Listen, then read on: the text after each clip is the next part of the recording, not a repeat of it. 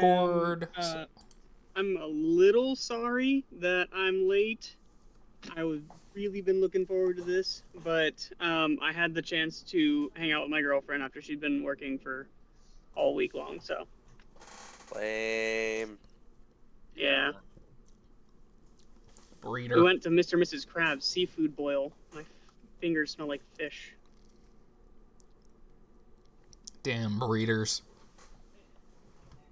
Damn shellfish. I heard that place is pretty good, though. It is fantastic. It's extremely expensive. Our waiter was super slow. I would have been on time if it weren't for our fucking slow-ass waiter.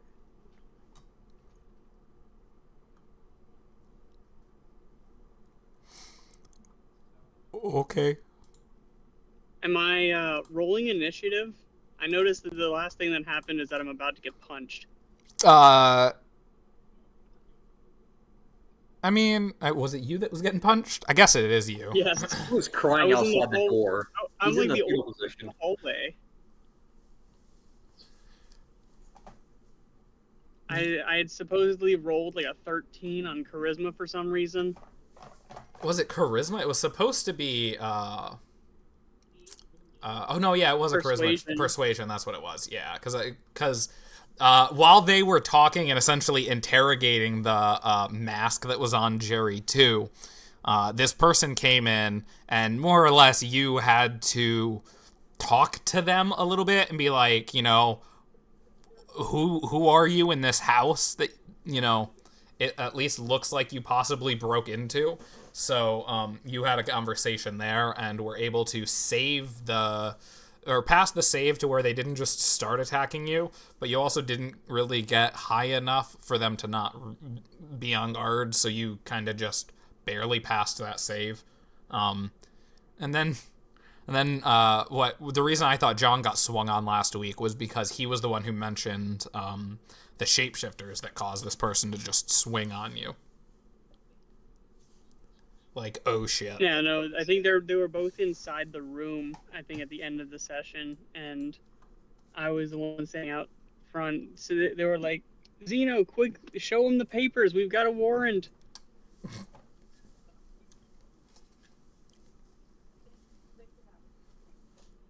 Flip the papers underneath the door. I gave them to you as soon as that man entered. Oh, by the way, John, is your strength still fucked? Yeah. Alright, I learned remove curse when I leveled up, so I got you, bro. Well, Jay also said I can use lesser restoration, which I also gained. But, you know, I haven't had a chance to use it because we're going to be in combat. You can still use it.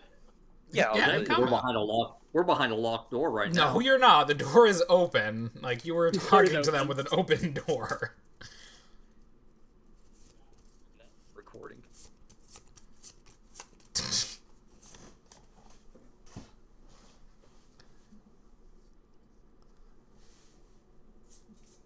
You started recording yet? Yes, I have. Speaking of Okay. which, you did say, so, are you able, or do you just want me to roll your, initiative, Curtis? Oh, I can roll. I You can also found roll your it... car, but we don't want you doing that. Well, I can roll. That's so fucking funny. Did that work? Yes, 15. Cool. So I found it so funny when you were trying to calculate my AC and you were trying to look for it and you're like, how the fuck is it 18? Dude, I was so completely blown away. I was like, why the fuck is it 18 on here? I was like, there's no way you're getting above 20. Like, Yeah. no shot. Oh yeah, I get above 20. I get to up to 29 is my highest I can get. But I also have it, the Cloak of Protection, I added into my inventory. It automatically changes that on the Roll20 thing awesomely. Like, it actually fucking knows. So Yeah. it has set correctly at 19 for me, which is cool.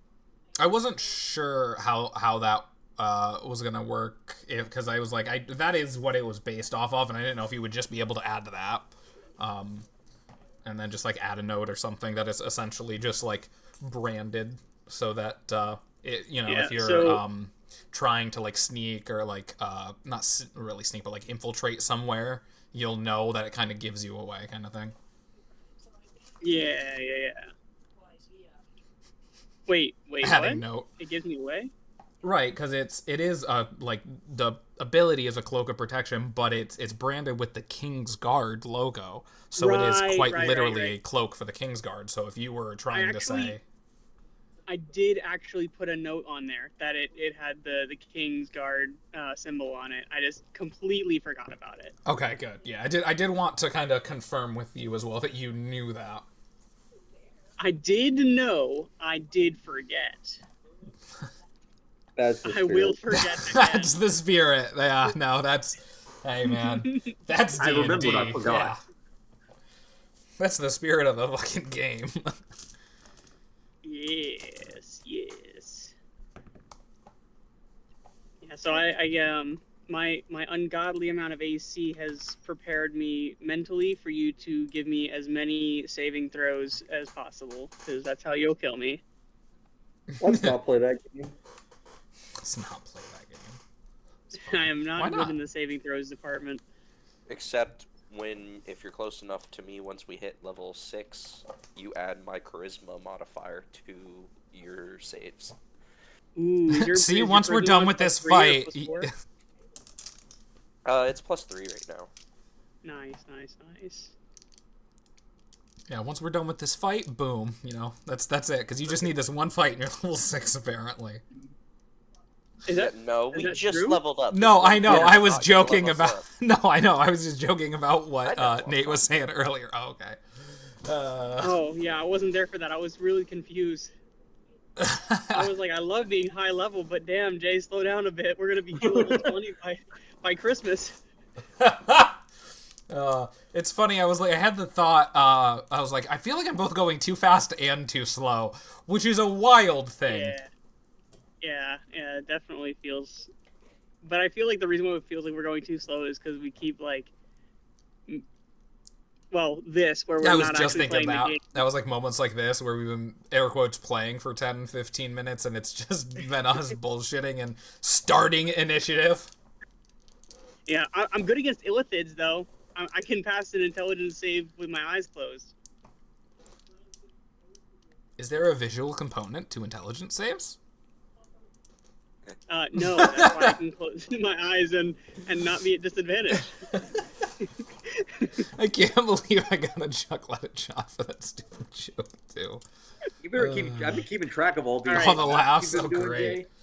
You're at 10 laughs right now. Curtis, you didn't hear what I said. It was 1d4. You said 1d6. He was talking about how I said originally, before I even started recording, that I had the thought earlier. I was like, every time we talk about what's going on, I'm just gonna try and not break for the entire night.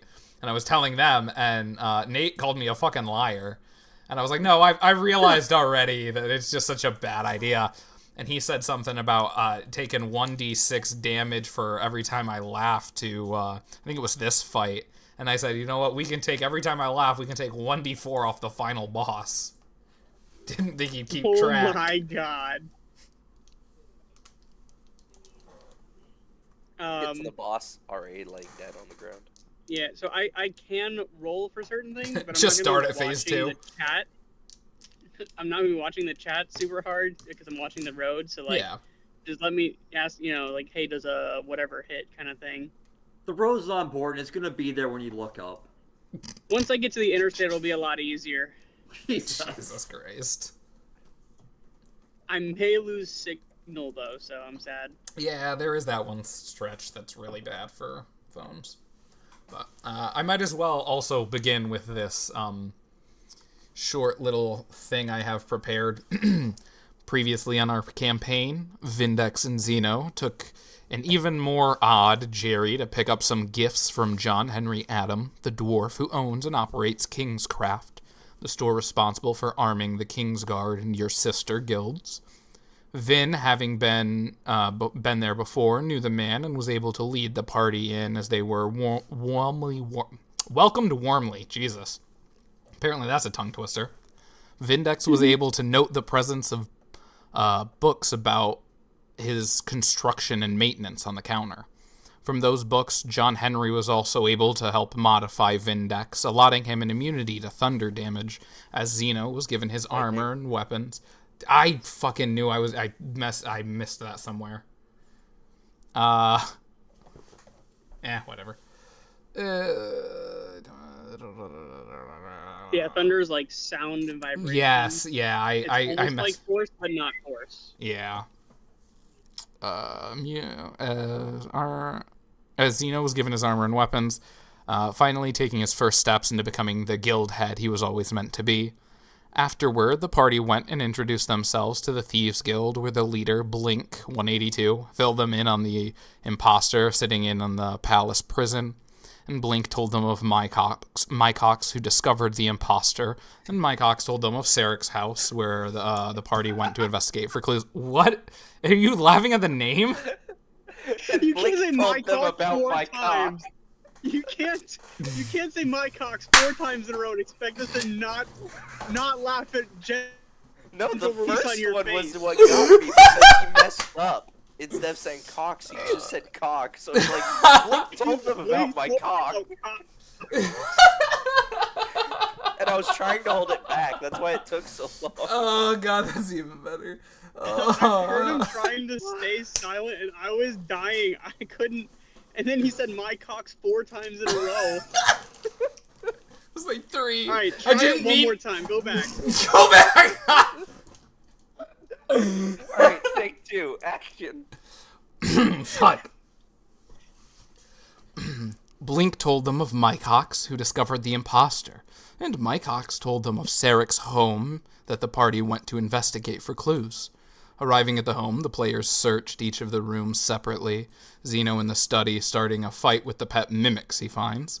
After the fight, the party finishes searching the home, only to find a note and 3 hidden masks in the bottom of the dresser. That's not quite meant to be said that way. The note was on the desk. Interrogating one of the masks on Jerry 2 and Jerry 1 locked out of the bedroom, we ended the session with someone returning to the home and attacking the party upon mention of the shapeshifters. That was, I think, the longest recap I've ever had, too. But I was about to say, I blame the character name.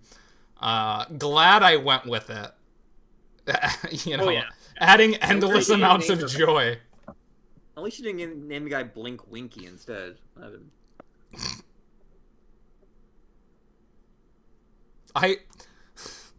Or Sassafras. I really character named that one time. Well, I mean, that's not a bad name though. No, but it was hard to say seriously. That's fair, especially in like age or anger or rage. Didn't help it was a small Sassafras.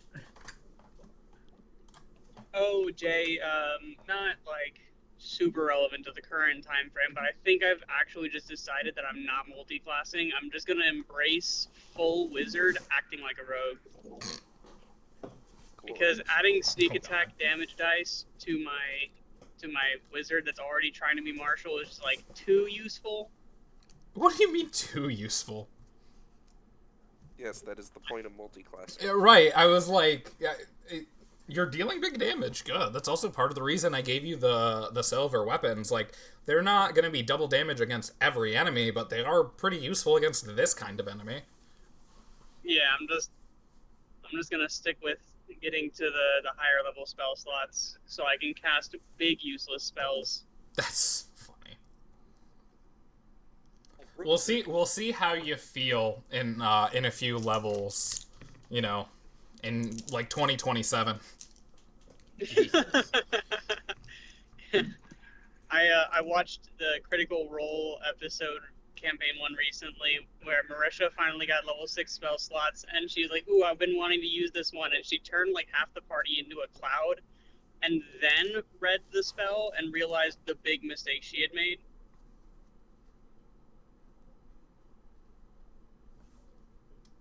So I'm gonna do my best to just read my spells before casting things. I mean, half the fun is just figuring out what happens after you cast the spell. I do this. DM, what happens? You should definitely dip into like wild magic then. Sorcery? Ew. No, he's talking wild magic barbarian. Oh. Mm-hmm. Hell yeah. I swing Honestly, my hammer, based. turns into a fish. Based. Wild magic barbarian. I don't Sleeper like build. the wild magic barbarian table. I've never messed with it, honestly. I just think it's a fun It's concept. very uninteresting. It only has, like, I think you roll a d6, and, like, they're all buffs. Yeah, I mean... Oh, by the way, we are going based off of 5.5e rule set for like 99% of this, right? Correct. Okay. Just trying to make sure I follow the rules for spell casting because it's kind of changed between 5 and 5.5. Yeah, I'm still Yeah. playing 5 over here. I didn't know nothing about 5.5. The 2024 rules update. Yes, I know 0 about it because I cannot find anything on it without paying money. Yeah, it's mostly like quality of life stuff. But I mean,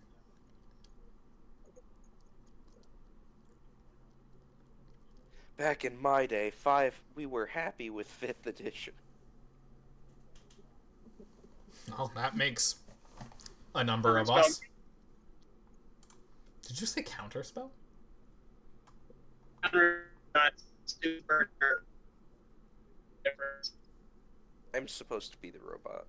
Yeah. Mind trying that again, sounding a little more human? Judging from Jay's laugh. Judging by Jay's laugh. Judging by Jay's lord. God damn it. Is it the signal? I don't know if it's the signal. You keep, like, cutting out or dropping. Like, I assume you were talking about my laugh, but you said, judging about Jay's and it just, like, dropped. Twice. I can hear Jay perfectly fine, but I can't hear John very well, and I keep cutting out. I mean, Why all would you want to listen to me? I know I don't. John students said was sure don't. twice. Fair enough. Teacher complaining about students not listening to them. What's new? What? No, I just wanted to make sure that John heard me when I said that he should look up the difference in counterspell from 5.0 to 5.5. I would if I could find anything that's not pay to know. Oh, well, it's in the compendium in Roll20. Okay, what does that mean? That's a free source from the website Roll20. Yes, but that doesn't tell me how to access it or where it is. The tab to the right of your character, like where you would go to click on your character sheet, one more tab to the right is the compendium. You can search up counterspell, and you got 2014 and 2024. You can read the differences.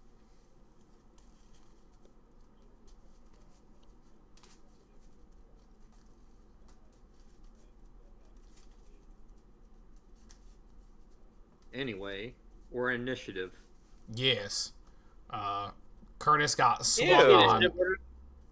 That's gross. No, fuck that.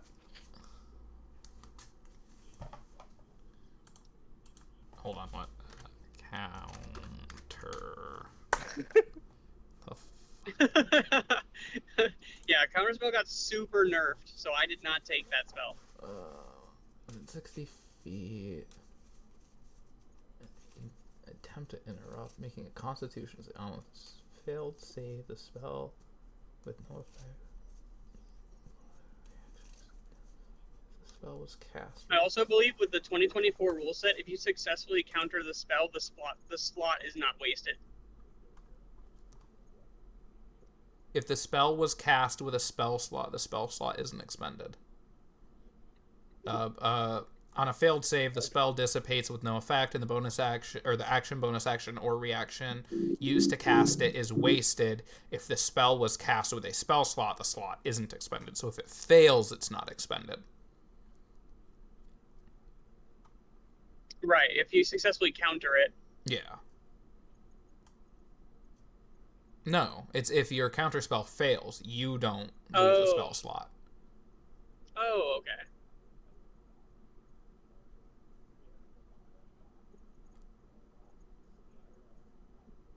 Or is it saying if the spell was cast with a spell slot, the slot isn't expended? Is that talking about? Yeah, no, that's vague wording, especially with how it comes after talking about failed saves. Yeah, because counterspells almost always has to be cast with spell slot.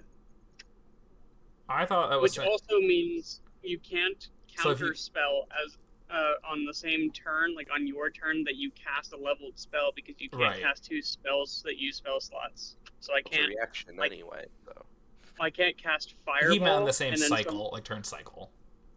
Well, no, same turn. I can still do it in the same turn cycle, but if I cast Fireball and a wizard says, okay, I'm going to counterspell that, I can't then counterspell their counterspell anymore. Oh, I see what you're saying, yeah. You can't use reactions on your turn anyway. Right. Yes, you can. No. You can counterspell a counterspell, and you can Silvery Barb someone trying to pass a roll that you made them roll. Then it's a whole I guess you can Silvery Barbs. Should exist. I guess you can Silvery Barbs. I thought you couldn't take a reaction on your turn. You can take a reaction anytime like the reaction requirements are met. You just waste your reaction for the turn cycle. Like I said, then it's a home rule that should exist. I guess we should probably get into this first actual swing at Curtis. Even though, you're almost impossible to hit. Start the session.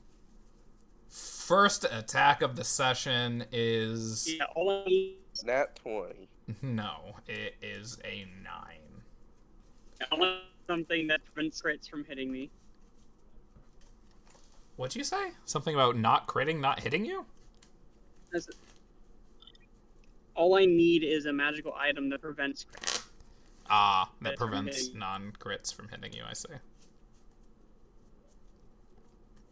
I believe that's just being a high-level Warforged. Just, get your AC to 1,000,000, and that fucking nothing can hit you, as long as it's not a crit. A Warforged turtle with a shield? My AC is 32. Fuck you. Except most of the ways to get your AC insanely high as spells. And most of the builds that do it really well are just like either I think it's Wizard or the Spellcaster Rogue are like the two main ways to get super high spell or AC.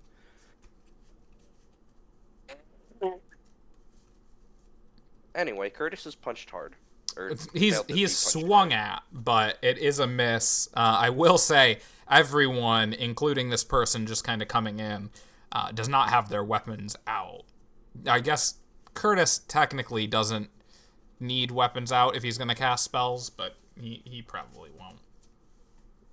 But it is Vindex's turn. Prestidigitation. Polymorph. Polymorph's level 4. Mm-hmm. I'm gonna cast Compelled Duel. I need a Wisdom save. Ooh. Does that mean he can't run away from you? 17. And he has disadvantage against attacking anybody else. That passes. I think 3, 6. Yeah, that passes. I just say, what's the DC? Damn.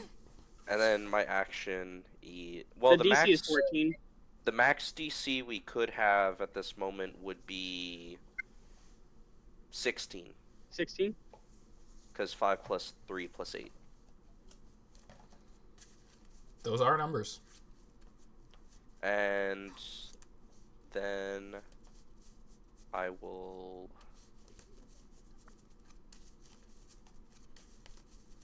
Yeah. I'll just. Well, where's roll 20? There's roll 20. Minimize. So is this doorway like 15 feet wide, or? I'm gonna allow the two of you to occupy the space. I mean, I kind of intended more, a little bit smaller, but with the size, I'd say both of you could kind of fit there in the doorway. So I'm gonna. Yeah, you're gonna move. Walk around. Yeah. And punch him in the back. Yeah, just kind of move around Jerry, just move past and swing in the back of the head. I like it. Just have an unarmed attack, so +1, so 14. Just rolled a flat d20 there. That's funny. 14 unfortunately does not hit. I don't have a attack that's just no proficiency. Oh, fair. Wait, there's not an unarmed strike button? I didn't put one in. Ah, fair. I didn't think I'd ever need to use it. With that, they'll take out their weapons with their action, and yeah, then we'll go to Gerald Solarius.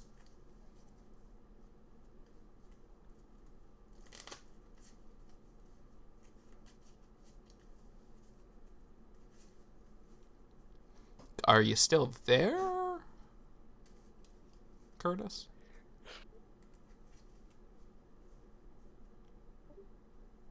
No. Oh, wow. Already dead. Dropped from the call. He is already dead. Can you hear me now? Sorry, yes. I can hear you. I can hear you. I realized I said it back, and I realized that's not an answer. God damn it, you. Alright, yes, I can hear you. And I heard that it was my turn. Yes. Okay. I'm going to take out my weapon. Does that cost an action? Yes. Yeah, I was gonna say, I'm pretty sure it's a full action. Then, as a bonus action, I will activate a blade stone.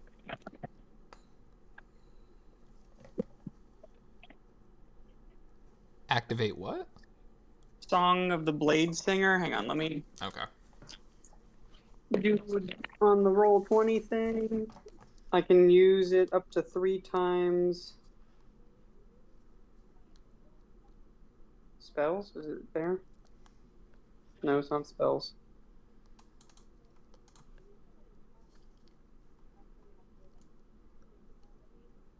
Blade song?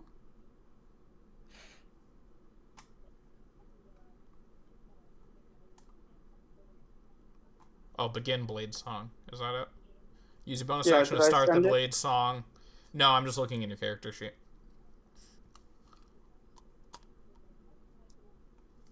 It's already got 2 checks. Did you do that before? I unchecked one because it starts with 3 checks. Oh, I see. I tap on it to use it, and then I have up to 3 per long rest. Yeah. So it gives me an additional 10 feet of movement speed and AC equal to my intelligence modifier and something else. AC equal to, like, you add AC, or it sets your AC? It adds to my AC equal to my int mod. So I'm at 24 right now. Damn. Blade song. I also get advantage on dex checks and a bonus to any con save that allows that I have to make to maintain a concentration on a spell.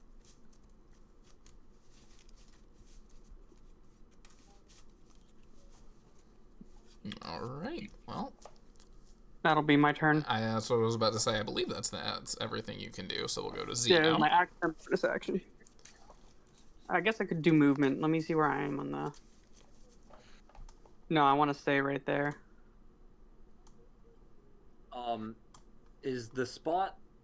Wait, Like, actually, I now don't is- want to stay right there because I want Zeno to get an advantage on like flanking things, so he'd have to be where I'm at, and I want to stay next to John, so I want to move here. Okay, I'll do that for you.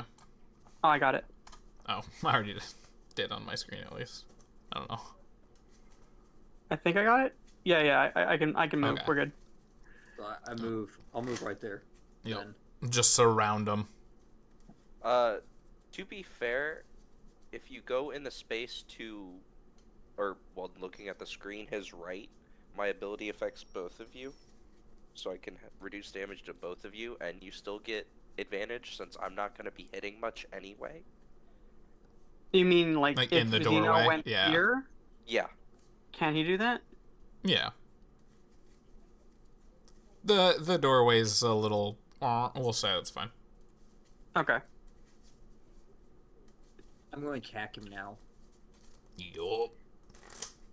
I So I just almost started feel swinging. bad for this enemy. Does a 14 hit? Well, you have advantage, and Curtis's 14 did not hit. Does a nat 20 hit? Oh, goddamn done it. 16 points of damage for the first one. Yup. And then for my second hit, does a 23 hit? 23 does also hit. My brain heard 13 at first. 13 points of damage. Jesus Came with an extra base. Christ. Ker-chunk. You just take 2 good slashes as she goes to bring up the sword she just pulled out to try and deflect, and just not in enough time as you get in a couple good deep slices. Ah ha ha. Nice, good deep. And then I'm gonna use action surge. Oh god. Jeez. I really feel bad for this guy. The monk took fire. Does a 13 hit? Unfortunately, that is just a graze. He still takes 5 points of damage, I think.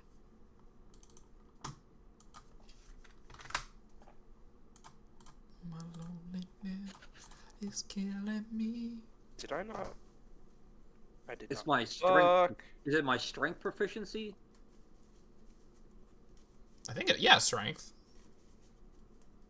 Is there any modifications on that? Well, you can look up Graze. If your attack roll misses, you can deal damage equal to the ability modifier used to make the attacks roll. Yeah, it's The just damage strength. is the same type. Right, it's just So- strength's ability modifier. So 3 points of damage. Alright.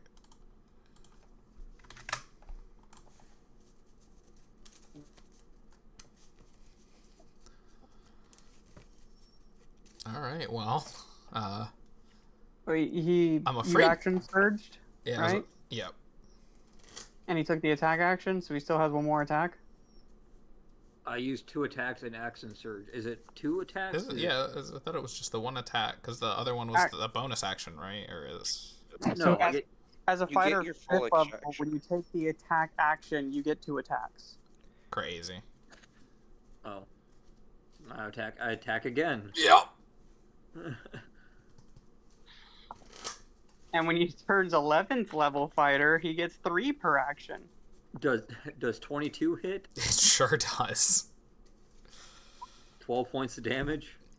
I will say you are able to take them below half health at this point. They are looking quite wounded just from this one round of attacks and in this one round of combat. I will taunt them, say, you can surrender. We don't want to kill you. Vindex may, I don't. I don't want to kill him. I also...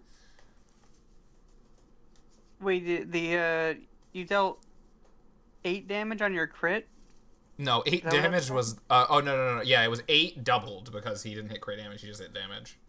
Oh, okay, yeah, he just hit regular. Okay. It should be 12 instead of 16 though, because it's only the dice that's damaged, right? Or that's dice that's doubled. The damage that's doubled. Okay. Is it? I'm trying to remember. I thought we were doing it one of two ways, either rolling double the amount of dice or doubling the dice amount that's rolled. And then adding all the additives afterwards. But if we're just doubling everything, that's cool too. As long as it's consistent for the session. We can figure it out next session. Yeah, I was gonna say, because I was like, I remember we talked about it, but I don't remember exactly what we said, and he just said 16, so I was like, okay, and I made him take 16. I don't know, man.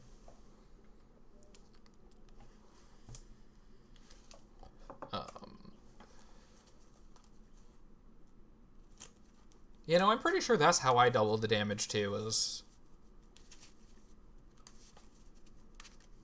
yeah, Add modifiers and then double. Right. Well, no, because I roll. No, I'm pretty sure I roll the dice and the modifiers twice, and add the modifiers twice. So if it's like 1d6 plus 2, it would be 2d6 plus 4. Okay. We can do that. Because I'm pretty sure that's what I've been doing to you guys. So. Despicable. Maybe. Hypothetically. You can't prove anything in the court of law. It's recorded. Damn it.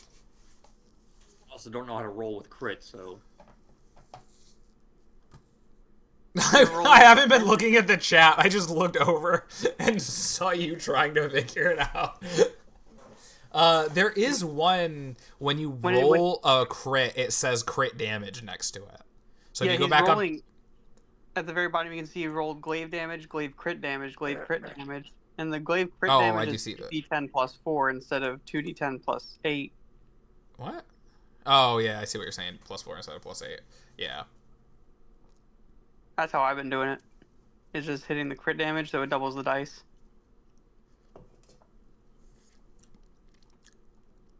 Well, if you want to add the modifier again afterwards and remind me when you guys make those rolls then, because I am like 90% sure that's what I've been doing on the enemy rolls. Cool. I'll tell you more damage. I'll tell you more damage. Don't gotta tell me twice. I mean, it's only fair if they're also dealing more damage to you. Absolutely. I like big numbers. Stick. Nah, take video game logic. The enemies deal more damage than they take. I loathe those types of mechanics. Like, that's part of the reason I don't like survival in Skyrim and Fallout, is because, like, Fallout's not as bad. They did a better job of mixing it, but still, you take a lot more damage versus what you deal, especially with like low-level pipe weapons. Like, those the Division 2 is nothing. really bad with that shit. Like, you get like 3 solid hits from an enemy and you're down, or you can mag dump, and they're like, okay, you broke our shield finally. Yeah, it takes 2, like, even if it's a pipe weapon, like, beginning of the game, it can take 3 bullets just to kill you in survival and Fallout. And like, you can go up against the same type of enemy and unload a clip of like 12 into them and not even have them killed from a pipe weapon. So it is one of those things where it's like, I mean, come on, make it consistent. But like, there are things like the 10mm that is a little kind of OP for a starting weapon for Fallout 4 that really, like, it does so much damage. And being able to upgrade it, like, as long as you're doing that, it, like, that's one of the weapons that even non-legendary upgrades well with you.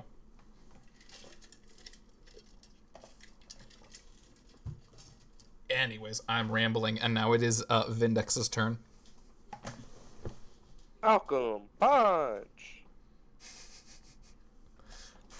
Who needs a spear when you got fists? 3 more levels. Automatic. Wait, no, I don't need to do that. I just need to do this. Nope. I mean, at least it's not a 1? True. That's my turn.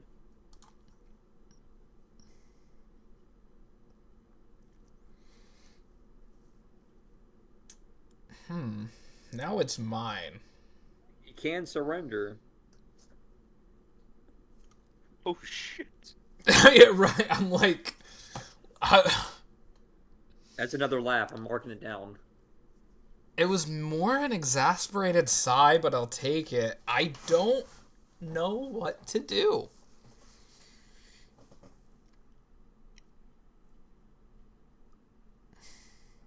Should have given this person more shit.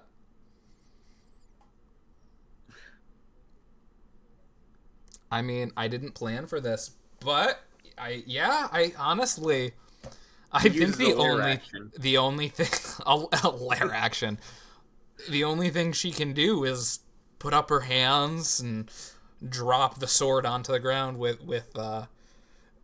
both hands still raised. All right. I know when I'm beat. And I hit her again. No, you cannot hit somebody that is unarmed. He has 2 arms. I see him. I'm looking at him. Xeno whining all, and Vindex just being like, like a fucking cat with a spray bottle. Don't even think about it. Here comes the wind up.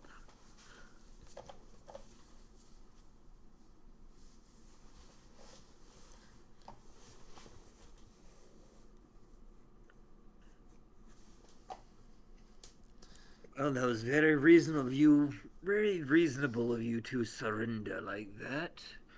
Now, why the hell did you attack us in the first place? While he's saying that, I'm busy casting Lesser Restoration on myself to restore my strength. Yeah, there's just hands up. I mean, you are out of combat at this point. And I will also remind Curtis, you did ritual cast Detect Magic earlier. So you do have that going as well, just as a reminder. Okay, I need to make sure, because I've got concentration going on that.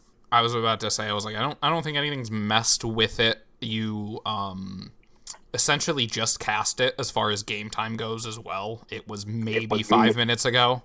Like, it was pretty quick. Her hands up. I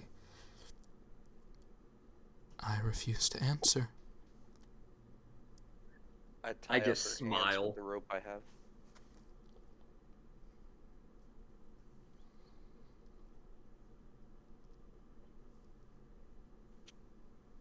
So I need to roll a skill check on tying a knot.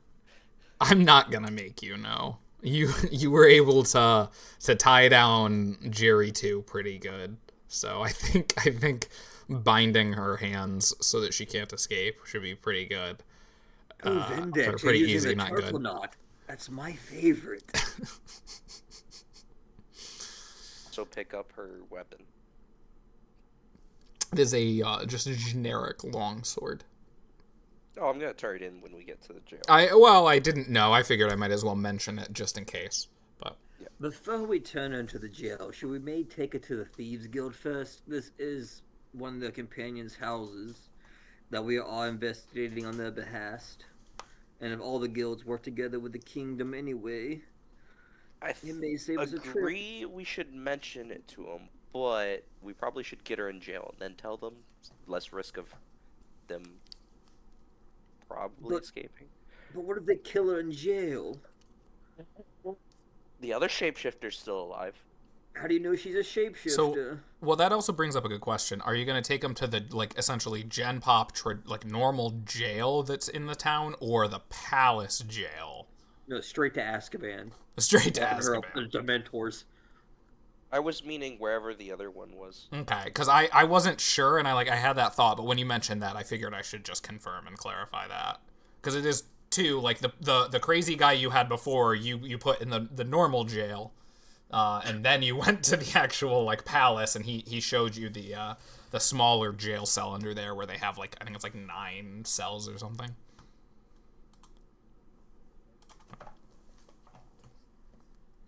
Well, Vindex, if you feel so inclined to take them to the palace jail, I will go inform Blink then of this. Son of a bitch, I was muted.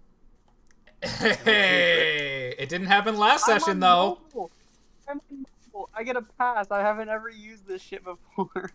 Hey, it didn't happen last session, though. I will go inform Blink and bring her to the palace then to see if she knows who this person is. Have we confirmed whether or not this person in front of us is a shapeshifter? We have not. Just assumed. Can I press my silver blade against their skin? Oh, torture, kinky. I mean, it'll do no damage if they're not, right? While If he's they are, doing they'll this, I'm burst into also flames patting and her die on down, the making spot. sure there's no hidden weapons or crystals or whatever. You do find a heavy crossbow that you were able to take off them as well. So their weapons that they had on them were a longsword and a heavy crossbow. And then can you give me an investigation check, I think would be? Yeah, an investigation check to see. Goddamn right I can. I fucking love when you ask me that.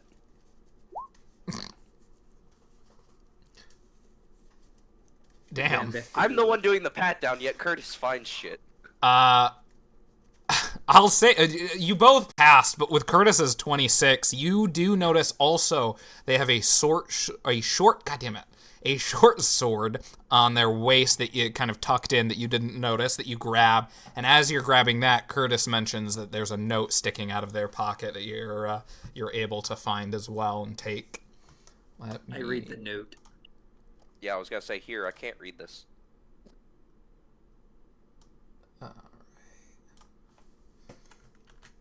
It's definitely not paste all of that in the chat because some of that has hidden information. But to read it out loud, it says, "Hey, we're all set. All of us have implanted ourselves in the Elven court without any issue. No one suspects a thing. Dipfuck and I are living together, so I can keep watch over him while we wait for the signal. So you shouldn't have to worry about him. That is if you trust me. Don't tell anyone else. But I'm not confident in this other party we're waiting on. But if he says it's a go, if he says it'll all go to plan, who am I to question a living god?" And then it is signed Imogen. That's some pretty damning evidence to be keeping on your person there, pal. Honestly, didn't get to a fire quick enough. This may be a stretch, but could I use like maybe a perception or a history check to see if I can determine like where this paper was made? Like see if it's like got like a stamp or like the paper specific to a certain location. Maybe the ink's a certain color. I will say this. As you turn the letter over in your hand, you see an address on the outer side of the letter. Vindex is able to recall the name of the street that you all took to enter this house and to realize that the address is only a handful of houses down the way from the house that you're in at the very moment. Walking there would only take you 5-10 minutes tops, depending on how lost Jerry gets you guys. Let's get them put away first and tell the Thieves Guild, and then let's check out the house. Probably with Thieves Guild reinforcement wouldn't be a bad idea either. I will go inform Blink then of what we have found and have her meet us there. I think we should also let Gerald know as soon as possible that they've implanted themselves into the Elven court. Well, I assume he would be at the palace. Oh, I thought we said we were going to the Thieves Guild. I am going to the Thieves Guild to get Blink and inform her of the discoveries we have made. Okay, yeah, I'll go with Vindex. That is probably best, because we have more issue. Off we go! Woo, woo, woo, woo, woo. Sorry, where are we going first? What's going on? Vindex and I lead the person to the prison, to the palace. We're going to go find Gerald. And then Zeno said he's going to go to the Thieves Guild to find Blink and let her know what we found. All We're right. splitting the We're gonna come back to the I was about to house. say too, Curtis. How close are you to home and everything? And do you think doing your and John's adventure or like little thing first, or doing Nate's first would be better? I'm in my bedroom. That's why it sounds better. Yeah. I'm not gonna lie. I honestly thought you just got through the rough part of the highway. I guess it has been over half an hour. Honestly, it's almost been an hour. All right.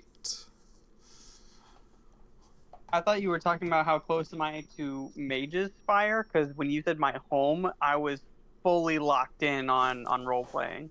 Honestly, I like that's that. where my mind went to. That makes me happy. Makes me feel good about myself. Hey, you're not no Matt Mercer yet, but but I'm in. The zone. All right. The Well, danger zone. I'll let you guys choose with either one if you want to go first. Again, Either. like I'm all for splitting to go. Yeah, I'm to not. the I don't field have a trip. problem with that. It's just who wants to go first, essentially. Xena, I how long can- do you think you're gonna take? Not very long. We can just do Xena's real quick. Yeah, we can do his first and then do the other two of you, and he'll be Are we introduced meeting later. back It's up not at bad. this house, or are we meeting at the palace, or what? I'm thinking in front of the house that has the address a few doors down. I say we meet behind like an alleyway behind the house. Well, you know what I mean. Okay. What time of day is it? It's the afternoon. It's not 12:01. not dark yet. I mean, it's you. So you left. Like, this is still the same day that you brought that previous guy in, or not previous guy, the crazy guy who was blaming you for everything. Like, you guys walked over. It was a couple hours. You came here, like, in Lucia, more or less, like, a little before noon. Made your way to the prison, over to the palace. Left a little after, a little after noon. Made your way to the Thieves Guild, and then, the shop, Thieves Guild, and then this house. All of which are relatively roughly the same spot. 10, 20 minutes at most to get from one place to another. So it's only been a few hours since you were in the palace. Like, it's maybe 4 o'clock. Okay, I mean, John, if you're cool with it, we'll just do Zeno's thing first, Don't matter to me. and then I'll try to disassociate and not pay attention to what's going on in lieu of not trying to metagame. Or you could pay attention. That way, when he does come back, he could say that he tells you everything they said. That way he doesn't have to tell you. Yep. Oh, right. You guys do that a lot. Yeah. We have horses? Yeah. I'm gonna have a dog. IRL? No. No. In game. It is a fair paying question, though. $200 a month to have a dog, and that's not including feeding it or vet bills. Yeah, tell me about it. Jeez. That's just so my rental place can allow me to do it. Anyway, moving on. All right, Zeno, you're able to make your way back. It's, like I said, it's still the later afternoon, not even really to dinner time yet. So the door's still open with Dan at the desk, just working on his different papers and writings and such. Okay, give me a second. Oh gosh, darn it! You know what I just remembered? Avocado? Music.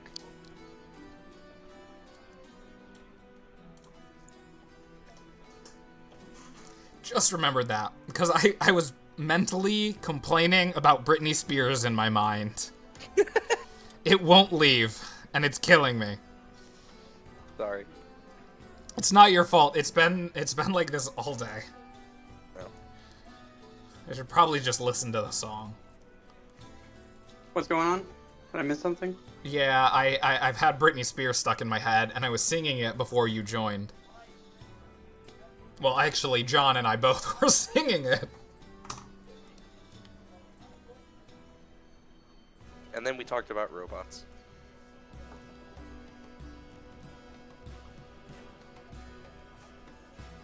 The movie Robots with Smith. Hilarious. Gosh, I can only remember Obi-Wan Kenobi. I can't remember his actual name. Robin Williams was in the movie. Yeah, I was about to say Robin Williams is the red robot too, but Ewan McGregor. There we go. Ewan McGregor is the main character. Wasn't that Darth Vader? No, Ewan McGregor is Obi-Wan Kenobi.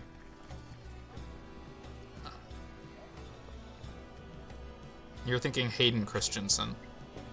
Was he the old or the young Obi-Wan?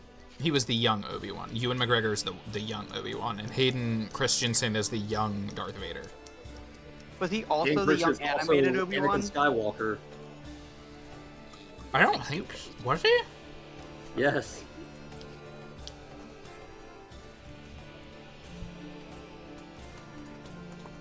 The only part he didn't play was the first movie. It wasn't Hayden Christensen playing the boy, but he played Anakin through the rest of the series.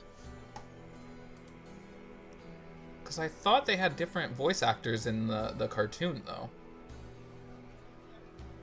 For Anakin, yes, but I think Obi-Wan's the same. I thought all of them were different, but... My green ring on Discord is constantly on. Are you guys getting like any like feedback or something? No, I also haven't noticed. Um, It doesn't look like hard it in for me any... to tell. It doesn't look like it in the recording either. It looks like it's just the ambient music in the background that it's hearing. Okay, cool.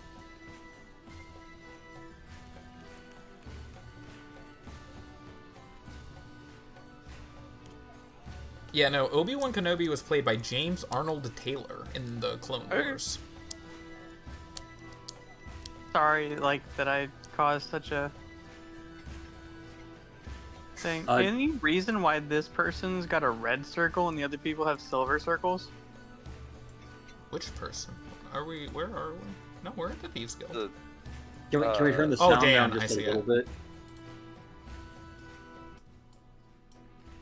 There we go. That's better.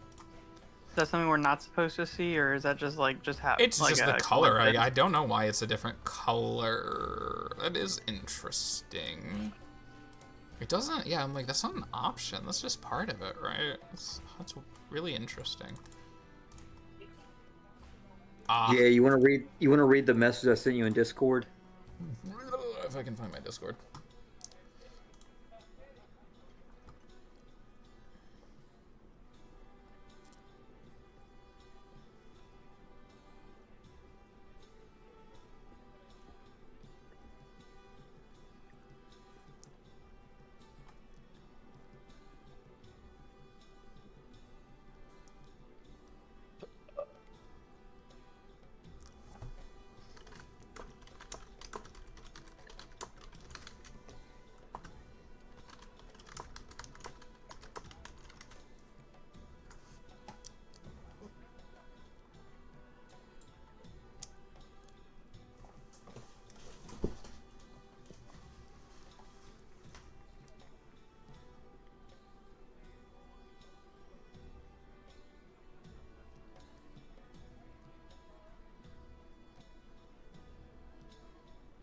What instructions? Holy shit.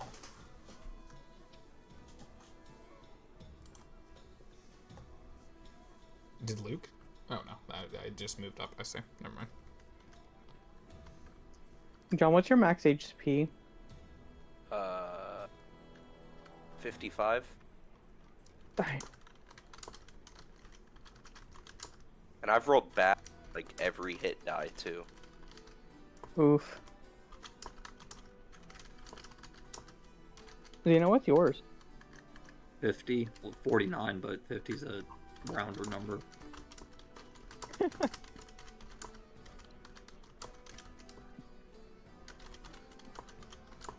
If I didn't After my roll last- for it, After my last feat, bumping my constitution up, mine went to 37 from like 26.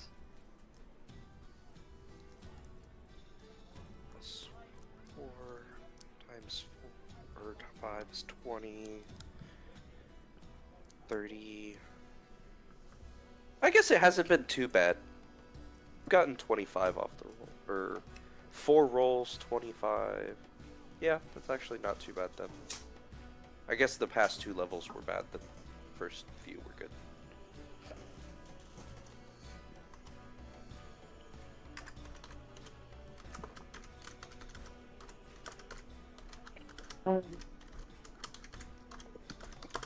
After looking into like the weapon mastery stuff, I realized that on scimitars it has the weapon mastery ability Nick, which allows me to basically use my offhand weapon for a free attack, not using my bonus action.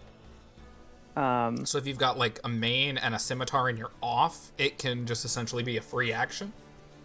No, if you have scimitar in your main and dagger in your off, you can go scimitar, dagger, dagger. If you have mastery, which the only way to do that is to double proficiency, right? No, you have to either be given it through a feat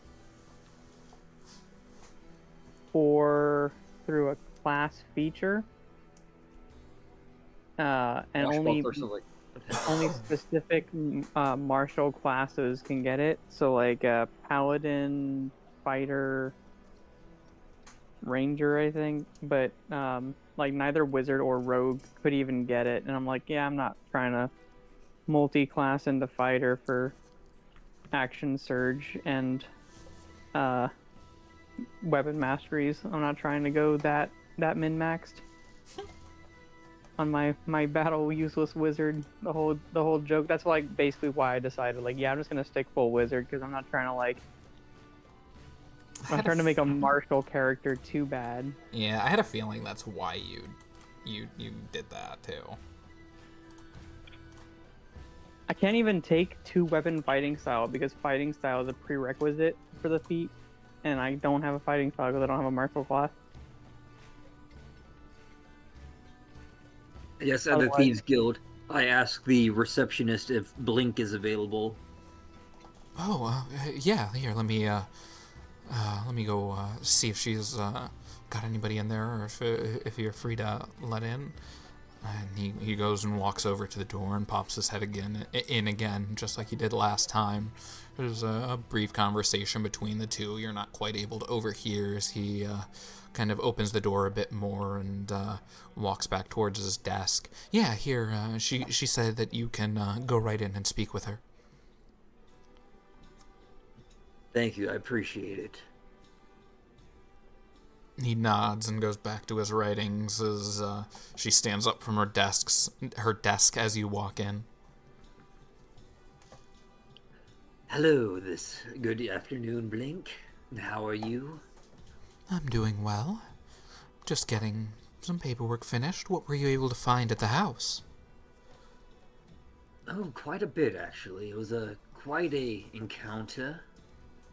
His study or what have you was full of mimics and masks, and upon trying to leave, we were accosted by a female individual who had a bizarre note on her that had an address a few houses down saying that whatever party she's involved with, they have successfully planted themselves within the elven courts.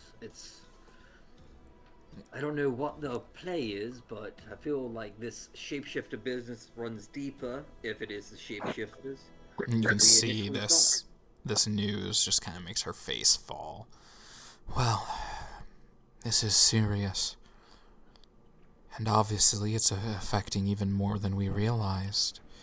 If they're in with the court all the way down south, then they're probably everywhere in both the King's Guard and every guild. We did capture her. So I invite you to join us as she's in the prison or the palace keep at the moment, or on her way there. I figured you may want to be there for any questions you may have, or maybe. I'd love to, but I'm far too busy. I'm sure that we can send someone to go get it. We do have a couple people here at the moment, so I'm sure we could end up sparing one of them to accompany you, however. Anyone good at getting answers out of people who don't want to talk? There is somebody down there. Yeah. I believe Salis should be in the basement. I will appreciate his guidance, as it were, to get these answers. I do want to forewarn you, though, we have a rather righteous robot on our team, and I feel like he should keep it pleasant while we're there, but maybe after we leave. If he wants to dig deeper, he is more than welcome to. She chuckles. I appreciate your concern for his well-being and in the manner in which he does his job, but do not worry, he is a professional. I will leave it to him then, and I will... Will he meet me up here? Or will he already be on his way to the palace by the time I leave? Have Dan go get him. I'm sure Dan will be able to find him quicker. And while you do that, why don't you go wait in the kitchen and take a load off? I'm sure you must be tired after being accosted, and have a snack or something. I appreciate it. I will find my way to the kitchen then. Of course, and I appreciate it. Don't worry, I'll also reach back out to you and the guild on our other concerns. I appreciate it. I'm sure we'll be seeing more of each other here in the coming days. She reaches out to shake your hand, for better or worse, I'm sure. Hopefully worse for them, better for us.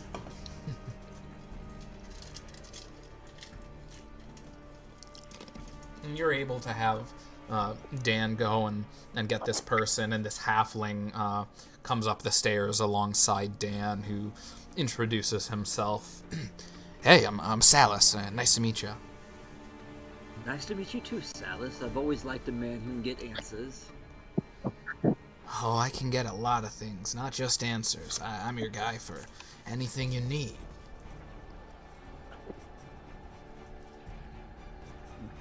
And useful too. How unexpected. Most people I've run into in this city have been less than helpful. Don't worry about it. They don't understand. Most of these people, they're, I don't know, just people. Sheep. They go about their business doing their thing, and we go about doing our business. And to each of their own. Exactly. You couldn't have one without the other, now could ya? Nope. There is no darkness without the light, and vice versa. As you're talking, he grabs an apple off the table, tosses it in the air, while talking, rubs it and takes a bite. Well, I think we should probably get going to the palace to see this guy then, don't you? After you, then. Both have you take off and walk to the palace, as we'll jump back over to John and Curtis.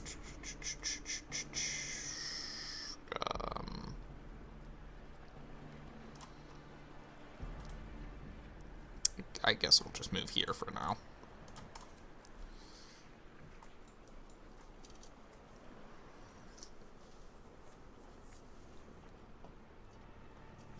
But we'll jump to John and Curtis, and you guys, just traveling with this person you don't really know anything about, name or anything, just kind of walking along through town, hands bound by rope, as people are just kind of awkwardly looking and staring, but just letting it walk along. And at first you don't quite understand what's going on, and then Vindex kind of notices that the cape billowing and sees the symbol just prominently displayed on Jerry's back that kind of assures everyone, don't worry, this isn't a problem, or kinky rope play, that this is Kingsguard or someone at least doing their work. You're able to make your way up to the steps I'm of the doing my palace. What's funny is I also believed that you guys, like, it was 50-50 to me on whether you would accept being this, like, new 6th guild, or if you'd be like, nah, not our thing, and just be murder hobos. Oh, that reminds me to ask a question. You mentioned something about someone stepping into, like, being the leadership of the new guild. That was Vindex, right? You are incorrect on that front. Yeah, Vindex even, like, made a comment on the previous session, like, aren't you our supposed leader? Because, and like, I think it was, like, session 2 or 3, he tried to essentially be the leader to Geralt. You guys haven't talked about it really at all. It was just like more of a passing comment, and I made a like offhand, almost like a joke in reference to that.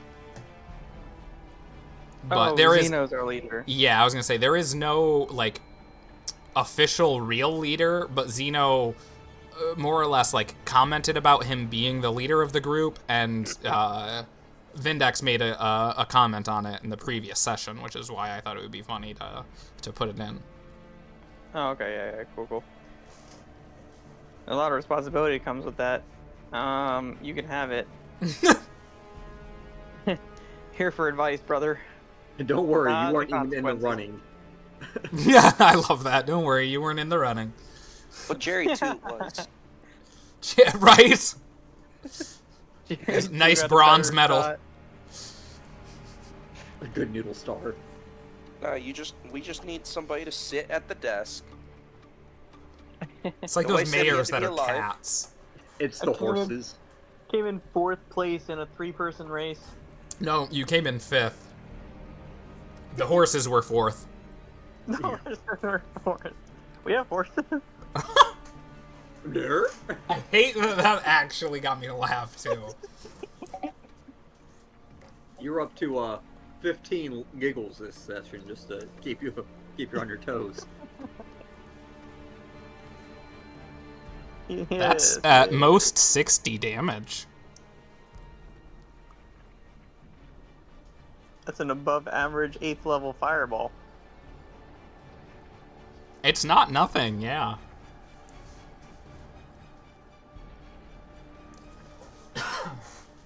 I was joking with Nate earlier this week about how my prediction was that Jerry 2 was going to be the BBEG. Like, Michael reincarnates into the vessel that is Jerry 2. God damn it, now I have to fucking change the ending.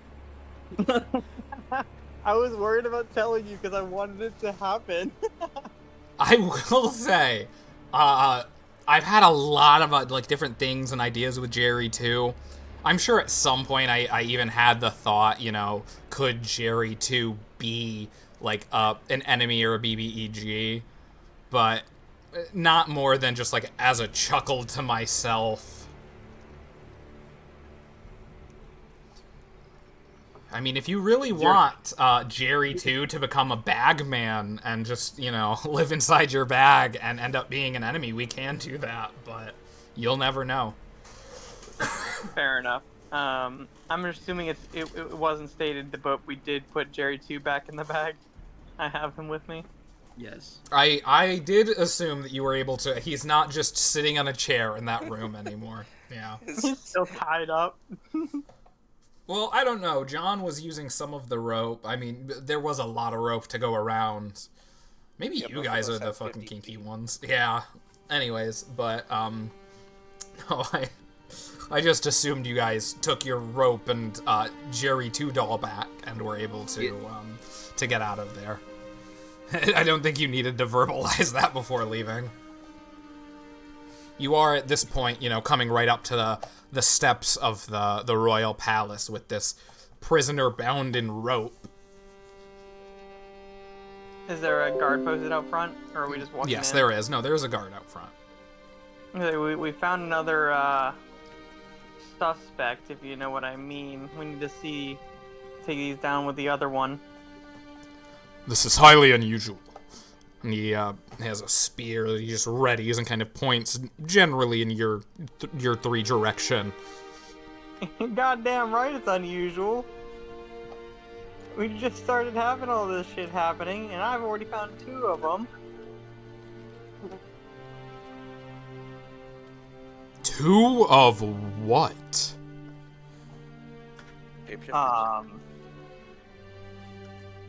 I don't know how much in the know you are, but if you're not in the know on this, maybe I shouldn't be the one to loop you in on that. Why don't you go get your boss? Yes, sir. Sorry, sir. And he straightens up and walks away.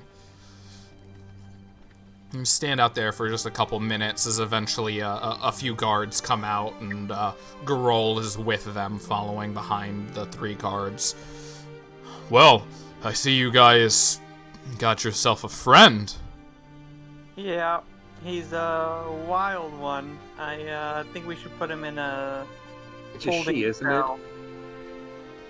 Yeah, it is a she. Currently, at least. It's an it. The shapeshifters, I have been considering, mostly like non-binary. Androgynous is a good, but that is until they take form. Obviously, this person's still in that woman's body shape.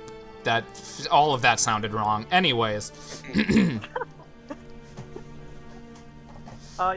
This one needs to be put into a little holding cell for further questioning, preferably in that same room with the other one we have, if you know what I mean. His head begins kind of looking between the 3 of you. Don't tell me the snake was one of them. No. He's telling the Thieves Guild. Thank my days. Couldn't have another one of us just falling into their hands like that. Well, it's funny you say that. We should go inside. Oh, no. You guys are able, he leads you in. The 3 guards take the other person down to the prison as you're able to go into the palace and into the throne room, speak with him at the throne. Jay, what from our experience of fighting the shapeshifters with silver, what effect does silver actually have? Does it have a visible effect on them? Yeah, it's almost like a burning or a boiling leaves like a swelter or a blister. When Geralt brought you down to the prison and he showed you, he put a piece of silver on the body of them, and then he actually used a healing potion to get rid of the mark it left. Oh, okay, cool. Geralt, how much do you trust me? I'm scared by that question. I trust him about as far as I can throw him, which right now is not that far considering I've been weakened by a shade again. I thought you cured that when you guys were. Yeah, I was about to say. I was like, I thought good. It was good, but I'm not gonna lie. You confused me for a second because I went to laugh and I'm like, wait a minute, no, I'm scared now because I was like, I thought you changed the thing. I changed it on my sheet. Okay, good. Hello? Yeah, there you go. There we go. I've used my level 3. There we go. I'd like to believe I trust all 3 of you, but with the recent events, I don't know how much I can trust anyone. Before I tell you the information, I want to make sure we can trust everyone in this room. And I'll take my dagger out and I'll place it onto my hand and show him no mark. And I'll say, could you please extend your hand? He slowly, he takes his glove, or greave, whatever they're called, off. Not greave, that's the foots. What is... Gauntlet, there we go, that's the word I had in my head. His gauntlet off his arm. Oven mitts. Greave and gauntlet, one's for the foot, one's for the arm. I just mixed them up in my head. He takes it off and kind of slowly extends his arm as the other 2 guards near you lower their spears, just kind of ready to attack if anything happens. Yeah, I'll place like the flat edge of the blade onto his hand and see if it has any reaction. There's no reaction, thankfully. I do like this idea. I didn't expect you to go around testing people like this, but smart. Jerry's being smart. Yeah. Hey, I gotta use that +5 int sometimes, you know? I do enjoy that. All right. I'll turn to the guards and say, all right, your turns. Took the words out of Gerald's mouth. Both of the guards will, well, the one over closest to you will start first. He'll remove his and extend his arm as you test both, and both of the guards also are clean, so to say. There are a couple of guards at the very front of the room by the door that you can go test if you want. I'll say this now, you don't have to. For sake of time, okay, cool. Yeah.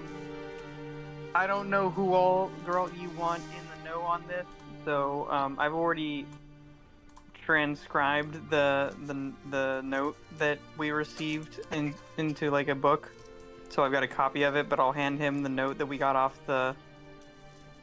Yeah, that's good. Does he? Yeah. He grabs the note from you, reads it. His eyes get really big, and he rereads it again.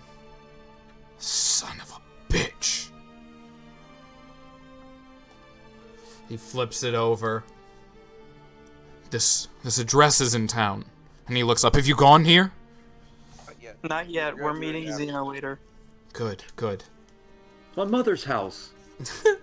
Well, and he goes to hand the note back. Tell me what you find. And can actually, you know where you're going? Can I keep this?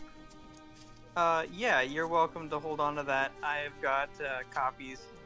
Does that address ring a bell to you? Do you have any knowledge of it? Anyone who may possibly live there? It looks like in the note it says that he's living with someone of high importance. I think it says under equivalent of this bitch I'm living with. No. So, okay, let me explain a little bit better. So it is sent from the people in the Elven City, but the address it is sent to is another house here in Lucia. Oh, okay. So these people that are part of the Elven Court are the ones who sent it, but it got delivered to a different house.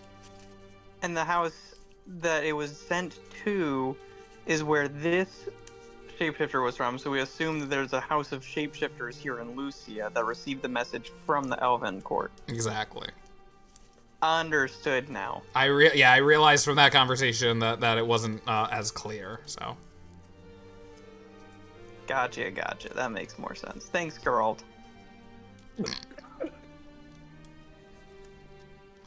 It was more meant to be me. Laugh. That was a cough. Okay. Okay.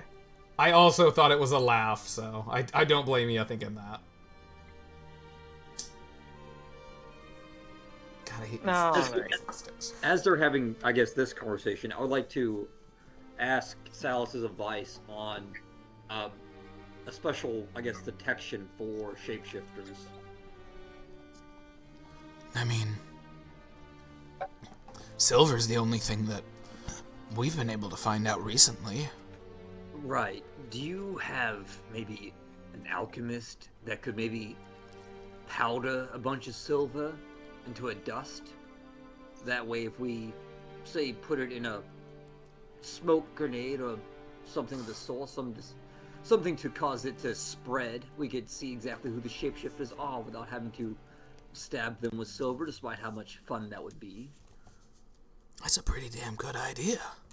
Does it not constitute a war crime?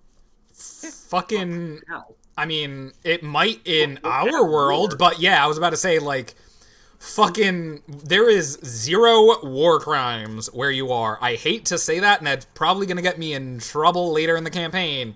I'm writing that down so hard. There are crimes, but there are no such thing as war crimes, because there's not really a governing body to declare what isn't allowed in warfare. Operation Mustard Gas. You're just lucky that like the 3 main like factions being the races of humans, mages, and elves are not antagonistic towards each other and actively trying to go to war. Yet, right.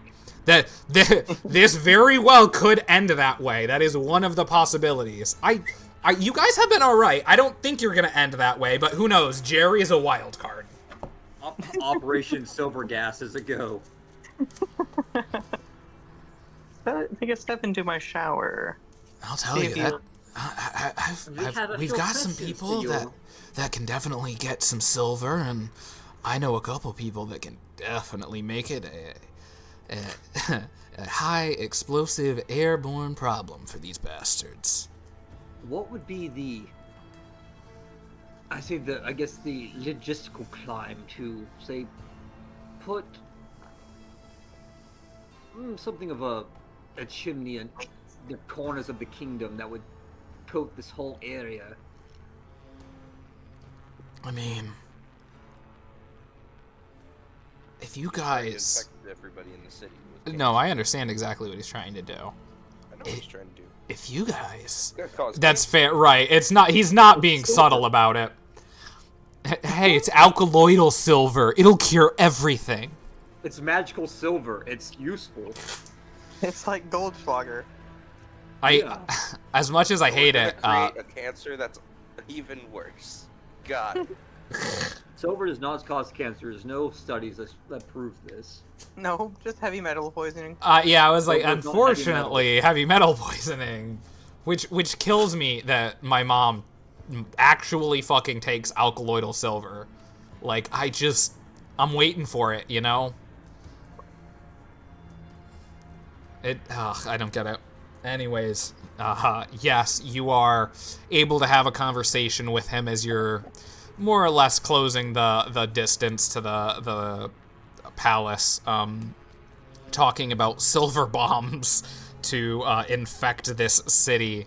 I mean, distribution would be hard, but we might be able to do something like that. I'll keep this between me, you, and Blink for the moment, because we don't really know who can be trusted. I don't even know if you can be trusted, but I'll put my faith in you, good sir. And it's, Is the glaive silver or no? No. Okay.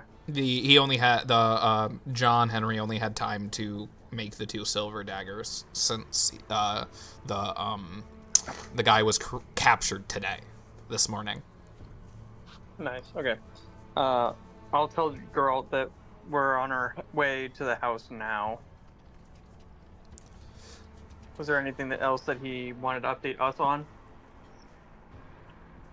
No. Thankfully, it hasn't been an eventful few hours. We've been able to sit here without anything. We haven't gotten any information from the prisoner, but hopefully with the other person being brought in, we'll be able to get something out of either of them, if not both. Yeah, it seemed like this one had a lot less resolve than the other one. I didn't even get to hit him, and he already gave up. So maybe keep them separated and interrogated separately. That way, you might be able to get a bit more information out of this one. Other than that, guild out. Not to lead your guys, I guess, what you're relaying to him, but would bringing up the mimics be useful? Like, why the fuck are there just mimics in a house? How'd they get there? I think he did mention that at the very beginning. He did mention them.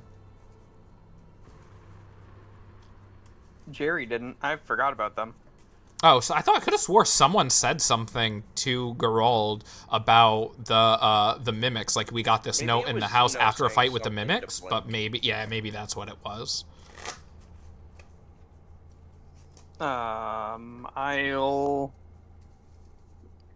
Curtis forgot. Maybe Jerry remembered.